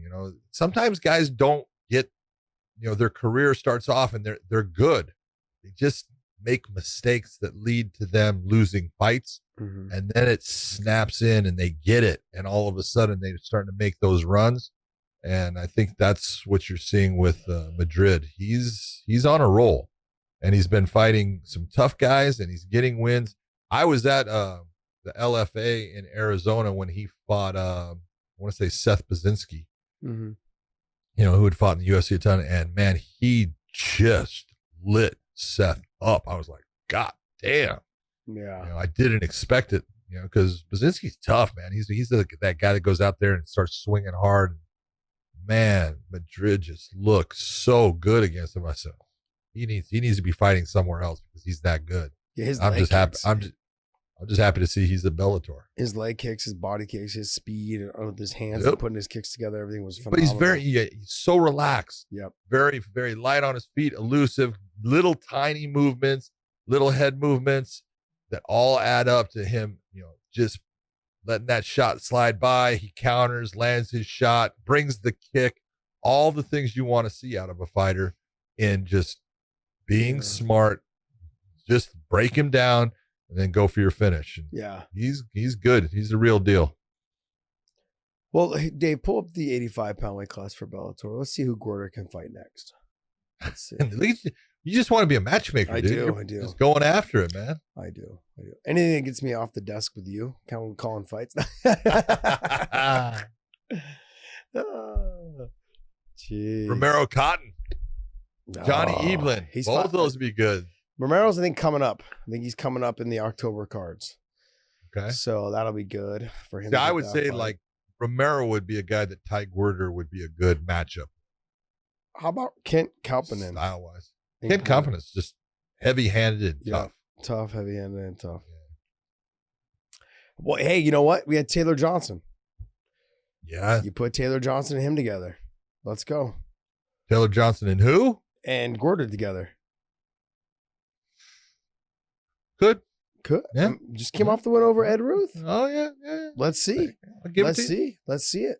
I mean, anyways, but Taylor Johnson also said he's willing to fight at 205, so maybe you put him against Madrid.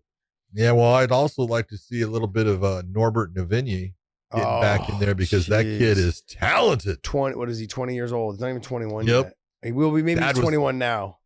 I think his dad had a MMA fight at the age of 52. Yeah, dad was an Olympic gold medalist, Greco-Roman wrestler. Yep, from Hungary. Yep. Then you got Dalton Rasta, who moved down from light heavyweight into the middleweights. He's a stud. Man. Dude, he's a brick shithouse, man. Yes, he is. It is strong. And then you have Tokov. So many guys. Oh, Tokov should be fighting for the championship. That dude's 28-2. He is a stud. And right now, the middleweight division, even though it doesn't have a champion, that's coming up on October 29th for Bellator. But the middleweight division, we got some studs. We got some guys that are good. The guys that stick out to me the most: Tokov, Vance Denis, Fabian Edwards. Scroll back up. Dun, dun, dun. Salter's still good.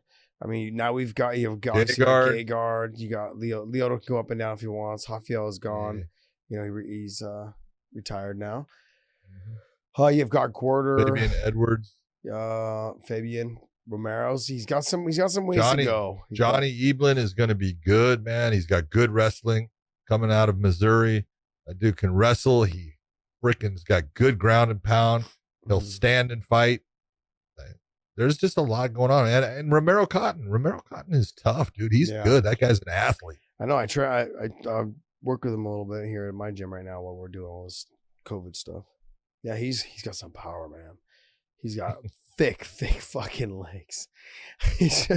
I held Thai pads for him, and like the next day my forearms were bruised. Forearms are all bruised. And I was just like, fuck. That's what people think. They think, oh, that pad, that means it doesn't hurt. No, it freaking hurts. It hurts.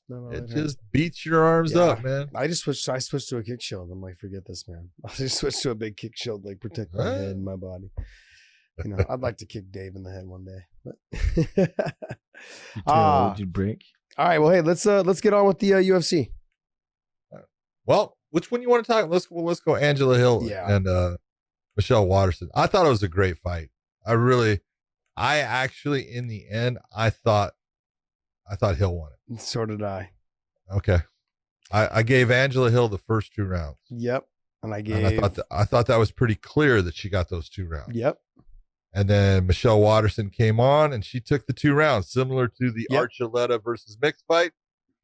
Michelle figured out the distance and what she needed to do, closed it up a little bit, and that changed things for it. But then in the 5th round, I thought Angela had more volume, actually landed the better shots. Yeah.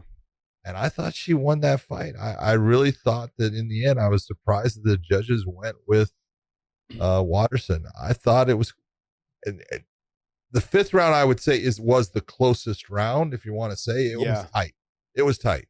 Yeah. And so it's not like it's a robbery, but if you're Angela Hill, it's a robbery. But I thought Angie won it. I thought Angie put on a great performance. I thought Michelle fought her ass off. She was great too. But the 5th round, go back and watch it. I thought the volume, as far as meaning volume, the shots that landed, Angie landed more shots, cleaner shots, the ones that actually were hitting the targets that you give credit to.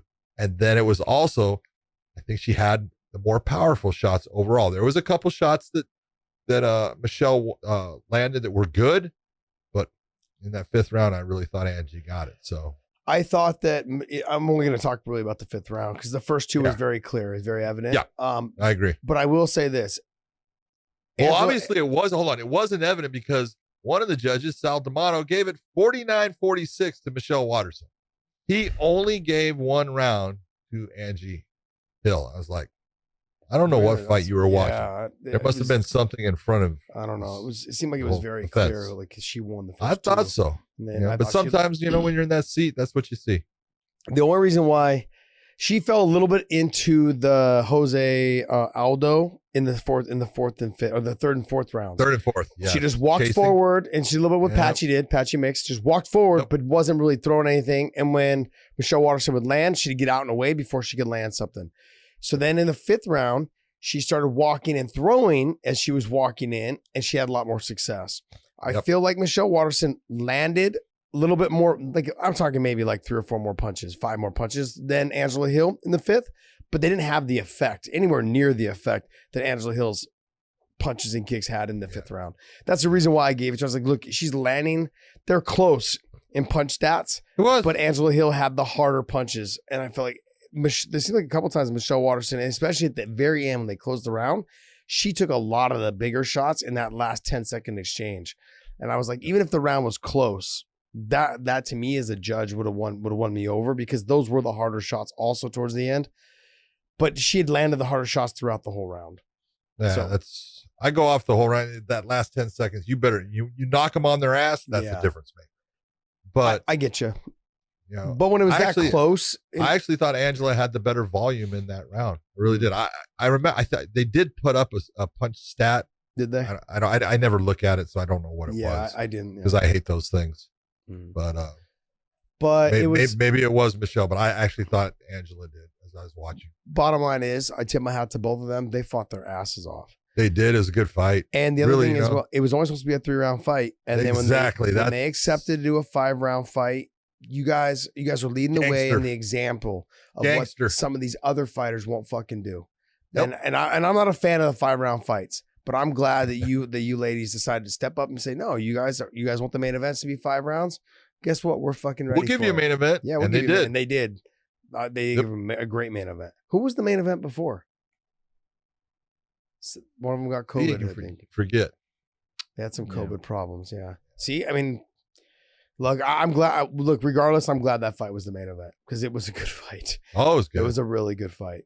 Great fight. It was. Who else was on that? Well, we had the one problem. Let's talk about it. We had Ed Herman, against Slow Mike Rodriguez, and Slow Mike Rodriguez. That's his nickname. Jeez, you're a jerk. Mike Slow Rodriguez, I think, man. What a jerk. I'm not the one that named him that. Oh, jeez. But who needs friends? Who needs enemies? You got friends like that. Jeez. There was the incident in the second round where the referee Chris Taglioni, he made a call, stopped the action off of what he believed was a groin shot. And I talked to Chris. He called me, and he told me, John, he says, I knew that the knee did not touch his groin. He says, but I thought as I was coming around, and as a referee, it is what you hear a lot of the times. He goes, I thought that his shin and foot actually hit the cup, and that's what caused Ed the problem. He goes, that's what I thought. That's what I saw and heard. He goes, and then when I saw the replay on the thing, he goes, I realized it wasn't, that I was kind of stuck. And I go, what? And we went through it and talked, and I said, you're not stuck. This is what you need to do. But, you know, I need to, there was some things about, Brendan Fitzgerald came out and started talking about, well, you know, he was informed by the Vice President of Regulatory Affairs, Mark Ratner, who is the guy for the UFC, used to be the executive director for Nevada, awesome individual, that had told him that no, instant replay could not be used in that situation. And he is right under the unified rules of MMA. Under the unified rules of MMA, you can only use instant replay when you have a fight-ending sequence, meaning that you have a foul that occurs, your fight is going to be over no matter what. Now I can go to instant replay to see, was that a foul that I saw, and did that have the effect of bringing an end to this fight? Was a foul involved? That's when you can go to the instant replay under the unified rules. But let's be clear. If you go to the Nevada rules, okay, and you look at the Nevada rules, because Nevada's got, you know, it's always NAC 467 is their rule legislation and regulatory thing. And 467.682, if you go to section 5, Josh, because Nevada changed theirs and says the referee may at any time during a contest or exhibition call a timeout, consult with the officials of the commission, or to view replay footage. And that was changed on January 30th of 2019. So with what is actually in their regulations, yes, the referee can go to instant replay in that situation, look at it, and determine, no, that was not a foul. I was wrong. It did not hit the groin area. Ed Herman, get back over here. We're starting this fight back up. Maybe if I think he's faking, I'll even take a point. You can do that if you want, but it was a situation where the referee made a mistake, and he's been honest about it. He goes, I made a mistake. He goes, I was wrong. I thought this, I made the call, and it was a mistake. And then the problem is, in the third round, Ed Herman comes back, gets a beautiful Kimura, and gets the submission. And so I know Mike Rodriguez is going to appeal that. I don't know what they're going to do with it. He will not win. It's unfortunate. He will not win. He will not win. Bet in that situation. You could take their own rules and put them right in front of them, and they'll just there it is right there. Sit on their fucking soapbox and say, nope, we don't know what you're talking about. Yep. No, just it's there's no point, man. Like, it's not even worth it. John just helped you, Rodriguez, in figuring out what the rule is. And so if you're listening to this show, just take it to them, and I'll bet you they're just going to say, there it is. They're going to say, nope. And if even if the ref's on your side, like John was on my side, and it didn't help either. So, and I had to deal with California. He's going to have to deal with Vegas, but it's just a pain in the ass. It's not even worth your fucking energy. I only did anytime. Yeah, I mean, anytime during the contest, you can view replay footage in the state of Nevada. Yeah, that's what their rules say. Now you watch; they're going to come up and say, "Well, no, that's not what it means." Yeah, I did it. I only did the appeal because I wanted it to be on record, and then I actually got the California State Athletic Commission to say that we're going to put an asterisk next to that loss in our files. That was the agreement. I'm like, yeah, just to show that you guys. Did you get an asterisk? Yeah, we got an asterisk. Dude, you're like Roger Maris. It's so stupid. Do you even know who Roger Maris is? He's a baseball player, I think. Yeah, very good. Yeah. I don't like baseball though, so I know the name sounds familiar, and I just took a guess. It was either baseball or tennis.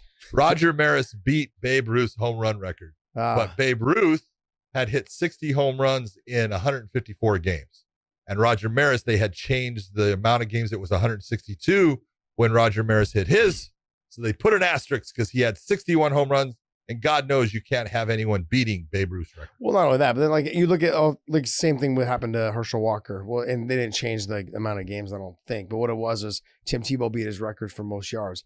But Herschel Walker only played football for 3 years. Tim Tebow is the quarterback who touches the ball every single play, and it took him 5 years. It took him 5 years to do it. So yeah, Herschel's still the greatest football player ever in college. What are you trying to say? Yeah, I just said it. I just said it. Herschel's the greatest football player ever in college. And I'm not being biased because he's my friend, but it's those the numbers don't lie. But you are being biased because he's your friend. Yes, I am. In full disclosure, so will I be. In full disclosure, yeah. It's not worth your time unless you want to have it put on the record, like with me when I did it with California. I think it's good to put it on the record, but it's a pain in the ass, man. And they're not going to change it. They're not going to change it. The UFC will. Well, they're not going to change it. I give Dana White credit in the fact that he gave Mike Rodriguez his win. Yeah. Because that fight should have been, that was a TKO victory for Mike Rodriguez in the second round. It should never have seen a third round. So let's talk about this though. The ref stops it because he thinks he gets hit in the nuts. Mm-hmm. Okay. He doesn't get hit in the nuts. Can the ref DQ him for faking it? Yes. Good. But you would lean more on the side of taking a point and then putting him back in, or just making him fight right away? Well, I would, if I thought he was faking it after I made the mistake and he's like acting like it is, and you see where the shot lands, and you see, oh no, that did not. Now hey, get up. Either you get up now or you're out of this fight. You're going to lose right now. Get up. And if he's faking it and trying to hold on to, oh no problem. Now I'll take points. You got 2 seconds now to get yourself ready to start. You don't start. Okay, this fight's over. You lost. That's the mindset you've got to have as the referee is, I made the mistake. You're the one that is now putting on a show about that mistake. Okay. You gain something out of it. I can't let you gain anything more. Yeah. So it's a tough situation. Yeah. As a promotion though, I feel like you cut him. Oh, wow. No, see, I can't agree with you on that, because how many times in any fight, we always go with the whole thing. If you're not cheating, you're not trying. Well, when the referee stops it and Ed goes, oh, thank you, basically, because my body is dying right now, because he was hurt. Yeah. But he was hurt with a legal blow.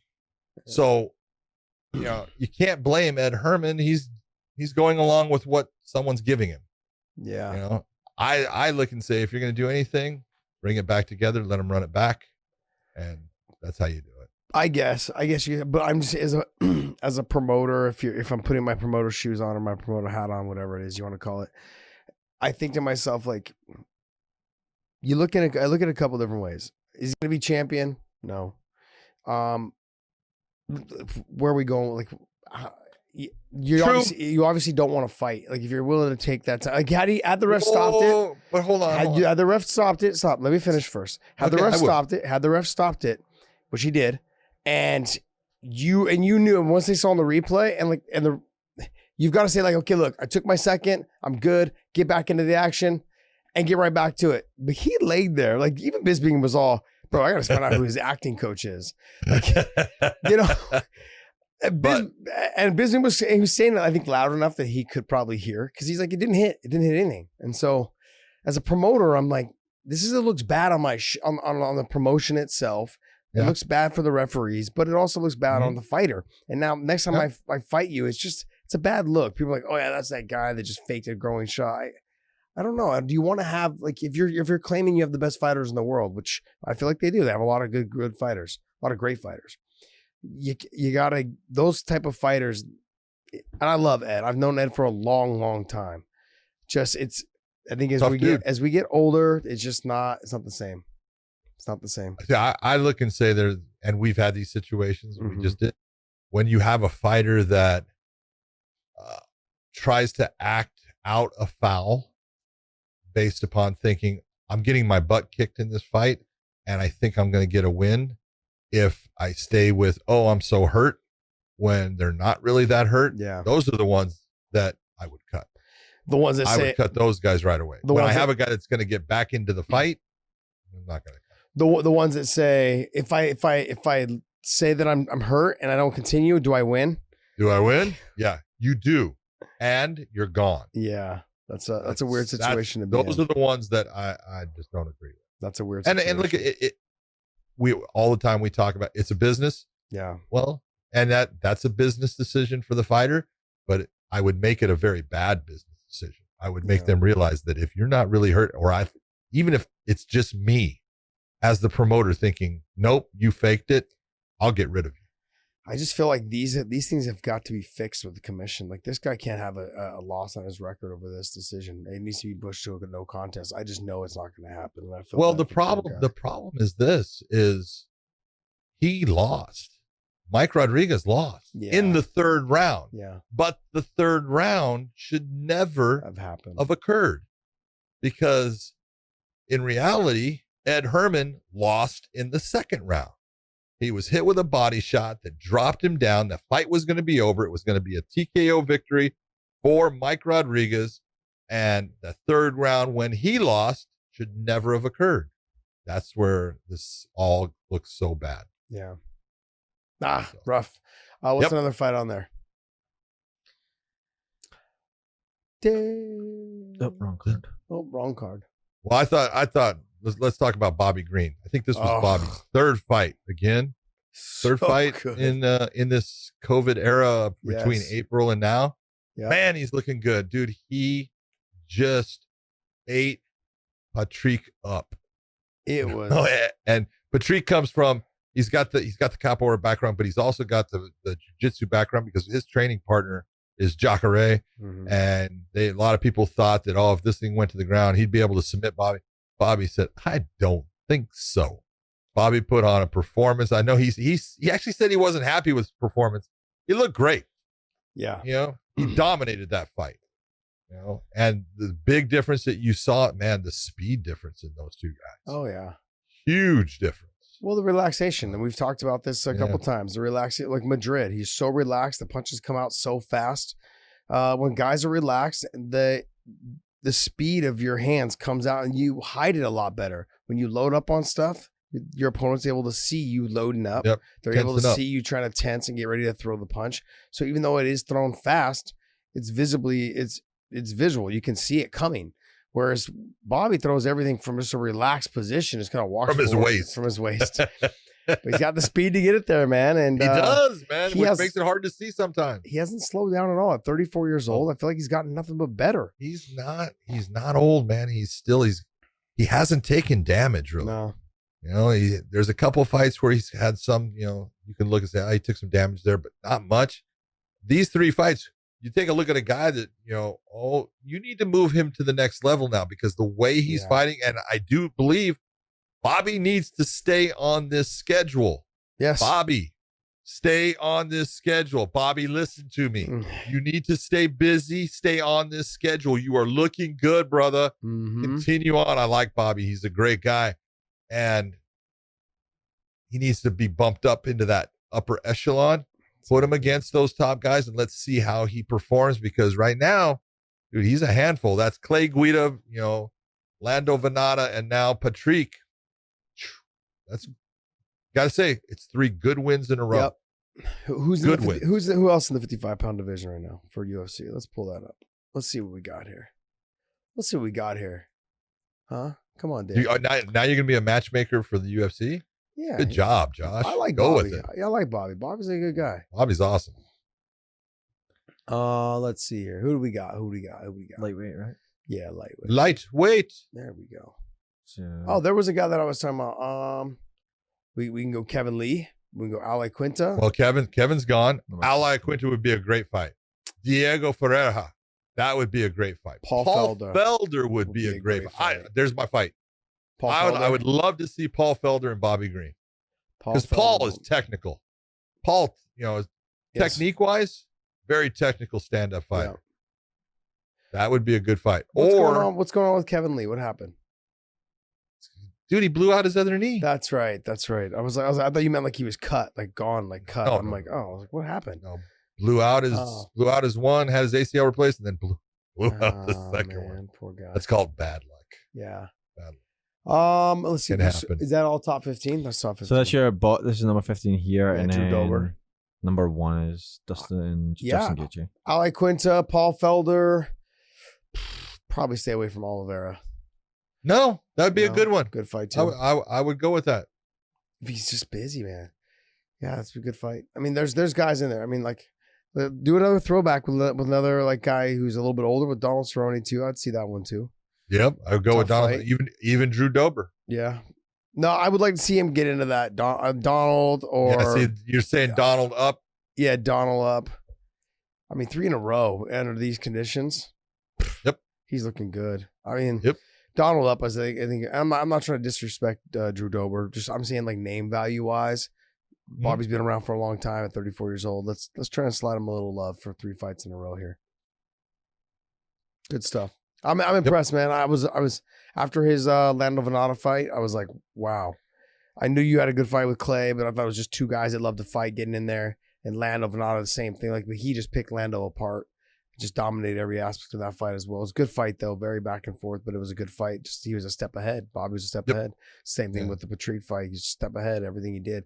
He was 2 steps ahead in the Patrick fight. Yeah, he just was wrestling was on point, man. Oh. Just I was like, oh, Dude, that first takedown, that first slam. Oh, dude, when he hit, all the air went. Oh yeah. Oh, dude, that sucks. Kind of like when I tried to take you down the other night and you landed on top of me, you fell on top of me. Oh, don't say that. Dude. That was a. Oh, he didn't sprawl. He tripped. Dave, I shot. Dave, I shot and he tripped and fell right on top of me. It was so bad. See, Josh the Punk Thompson thought, oh, I can take him down. That was a mistake. No.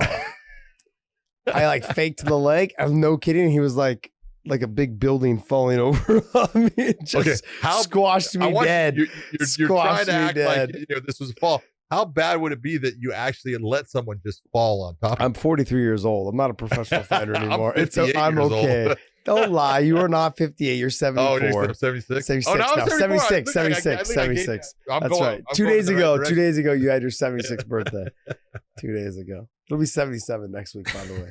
We go up a whole it's not 85. No, we'll get there soon. We'll get there. Give me some time, buddy. Give me some time. That is exactly a year, a week. How does it feel to have an 85-year-old just cradle you inside John, the cage, put you against it? John, what do you weigh? What do you weigh? 85 years old, What do you weigh? 85 years old. Are we pushing 305 now these days? What I'll go 250. Jeez. I've lost weight. 250, baby, yeah. And you felt every fucking LB of it. Yeah. He gave me the belly, bro. He gave me the belly. He just I was lucky he had like an innie belly button, so I had something I could breathe through. Suck all the air out of there. I was like, yeah, we talk about lightweights, baby. Yeah, it was bad. Was there another fight on there that we liked? It was pretty good. Billy Quarantillo. Billy Quarantillo. Yes, man, he looked what good. a knockout in that 3rd round. Yes, he looked good. Boom, boom. I felt like he took a while to get started though. I think it was the 2nd round he finally started coming on, sort of finding his, and then Nelson started slowing down. Well, he was getting hit with big shots. Yeah. Nelson, one thing I will give him that I thought Kyle was very good with, man, he was slick with his elbows coming out of the exit when they were engaged in the clinch. He hit him a couple times with some elbows. He needs to be careful of those elbows because he was slick when he threw them. Yeah. Well, then they were both exchanging elbows. Like, screw down. Both of them one would land against the fence, and then as the other one would land, the other one would throw one right back, and they both landed. Very nicely done. Yeah, Billy's a good kid, man, and he's been fighting. Yeah. Great. Take a look at his record right now, man. How many wins in a row? Wow. 1, 2, 3, 4, 5. Dave can't count past 5, so just come to me on that, okay, John? Next time. Oh man, I actually what's it called?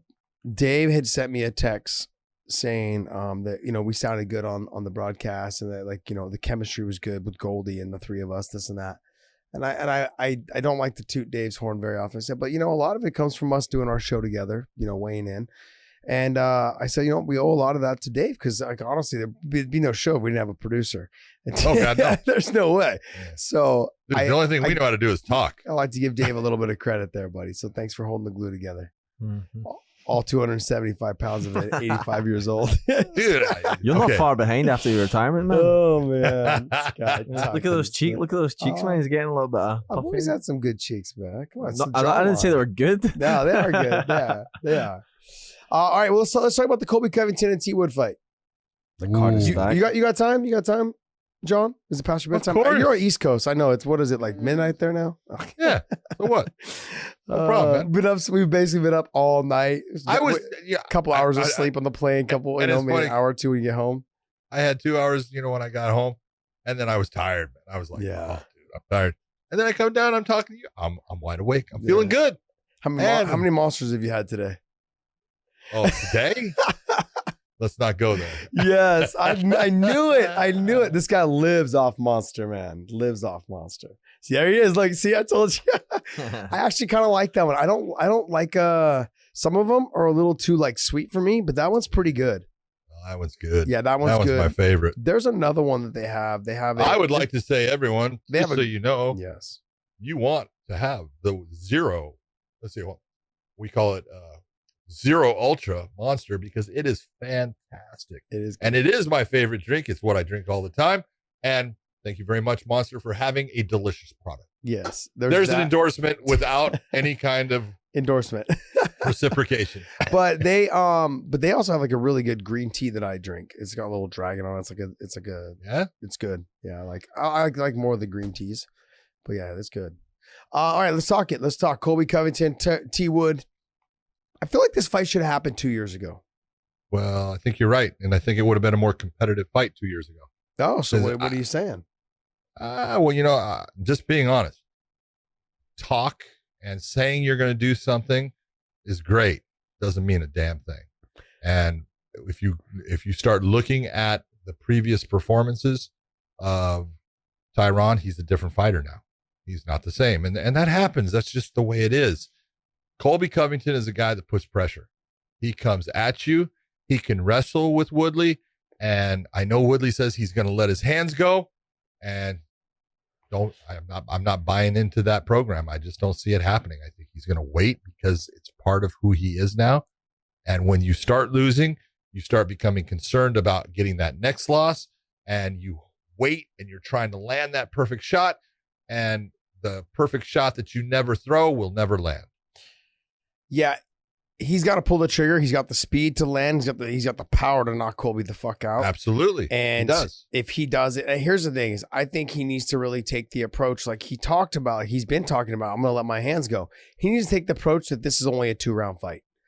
Just go out there and let it all hang out. And if you don't, Colby's just going to basically take you down and hold you down for the next 3. So you're not going to take a lot of damage. You'll get, you'll take some shots on the ground. Take some shots. Yeah, but you're not, I don't think you're going to get finished.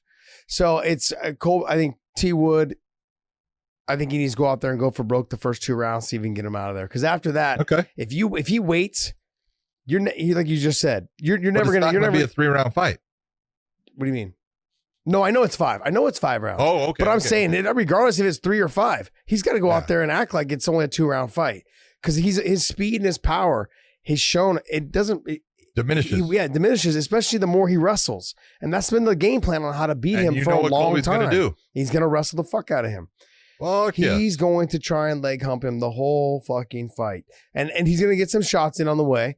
And as that happens, T Wood's going to be just trying to defend the takedown over and over and over again to the point where his hands won't be effective in the 3rd, 4th, and 5th round. So you might as well go out there and try and get him out of there in the first 2. That's just my advice because we've seen in the last couple fights, once he starts wrestling, the pop's not there, the speed's not there, and his hesitation is there. And that's the one thing you don't want when you have speed and power normally in your on your side. And he just hasn't been pulling the trigger. He's so afraid of someone, just not afraid, but he just knows he wants to defend the takedown. He doesn't want to be put on bottom. And you just got to start letting it go, man. Uppercut, right, left hook, right hand. Just do what you did when you fought Koscheck. Just get out there and do what you did when you fought Lawler. Yeah, let the hands go. Gotta let them go. And treat it like a 2-round fight. And because I know it's 5 rounds, but the more you put the pressure in your mind, like, oh, if I don't get him out of here, I'm going to lose. Well, if you don't pull the trigger, you're going to lose too. So he's got to do that. I think, and the other thing, he's in shape for 38 years old. He's super fast. Oh, Dude, he's a stud. He's a specimen, man. I got to tell you. He's a stud. Full disclosure, I love Tyron. He is an awesome individual. Yes. Great human being, great family man. He just does everything right. May not be the greatest rapper in the world, just being honest. but because you listen to rap music and you know how good it is. Yeah, connoisseur here, and Yes. definitely a critic. Yes. But he's a great guy. I love him. But there's those stylistic matchups you look at, and this one at this point of his career, I just don't think it's a good matchup for him. I know that there's animosity there, but that sometimes can also work against you. Because you want to do something and you want it to be so explosive and you want to do that damage to him that you're waiting for that perfect moment. That perfect moment it never happens. You make it happen. So we'll see. I guess we will see. Can you? What do you think? Who are you going with? Come on. Okay, there it is. Right. Yeah, Thank you very I you hit the nail on the head. You hit the nail on the head that that it's 38 years old. He's got to pull the trigger. If he pulls the trigger, I think I give him a better chance. Yeah. But it's just he's got to get it done. He's got to get that. He's got to get that fire back in him instead of just being worried about, am I going to get taken down? Am I going to he seems like you said, he's waiting for that one shot, but then he never takes it. Those don't land. Yeah, when he lost to Kamaru, you could see, he in the end he wasn't even in a position. He wasn't fighting to win a fight. He was fighting to survive the fight. Yeah. And then when he fought Gilbert Burns, he was pedaling, uphill from the very start of the fight. But he dropped Gilbert in the very first part of it, right? He dropped Gil. No, Gilbert dropped him. That's right. Sorry. What are you talking about? I'm sorry. Yeah. I knew someone went down in the first. Yeah, I was trying to remember if he was hit. Yeah. It's going to be a good fight, though. I think it'll be good for the first 2 rounds. I'm interested to see the lead up to this, as far as this week's press of the trash talking. This week's press of the trash talking and what's going on. It should be fun. I think once we get in there, it's going to be even more fun. I just, I don't know, man. I don't know. This is how is it not a co-main on a pay-per-view? It doesn't make sense. Because Cerrone and Nico Price could easily be a headline for a free fight. No. Yes, it could. No. Cerrone just come off the Conor fight. Cerrone, a loss. It was not good. Even a good one. Yeah, but it's a bad loss. It was eyes on. There was a lot of eyes on him. What could be the co-main event though is the Meerschaert fight and Chimaev. Yeah, the Wolf. But I got to really say, man, and the UFC's pumping Chimaev, and look, he's a great prospect. But the fact that you've already chiseled him into another matchup, if you're Gerald Meerschaert, you're looking going, oh, really? You want to give someone a little bit of extra emphasis in making someone look wrong? They're giving it to him, man. They're putting it like a big old target on that one. I just don't get it. You don't do that until after the fight. You can do it with the fighter. Yeah. You can do it with his management. But you don't put it out there. Excuse me. You don't put it out there like, we've already got.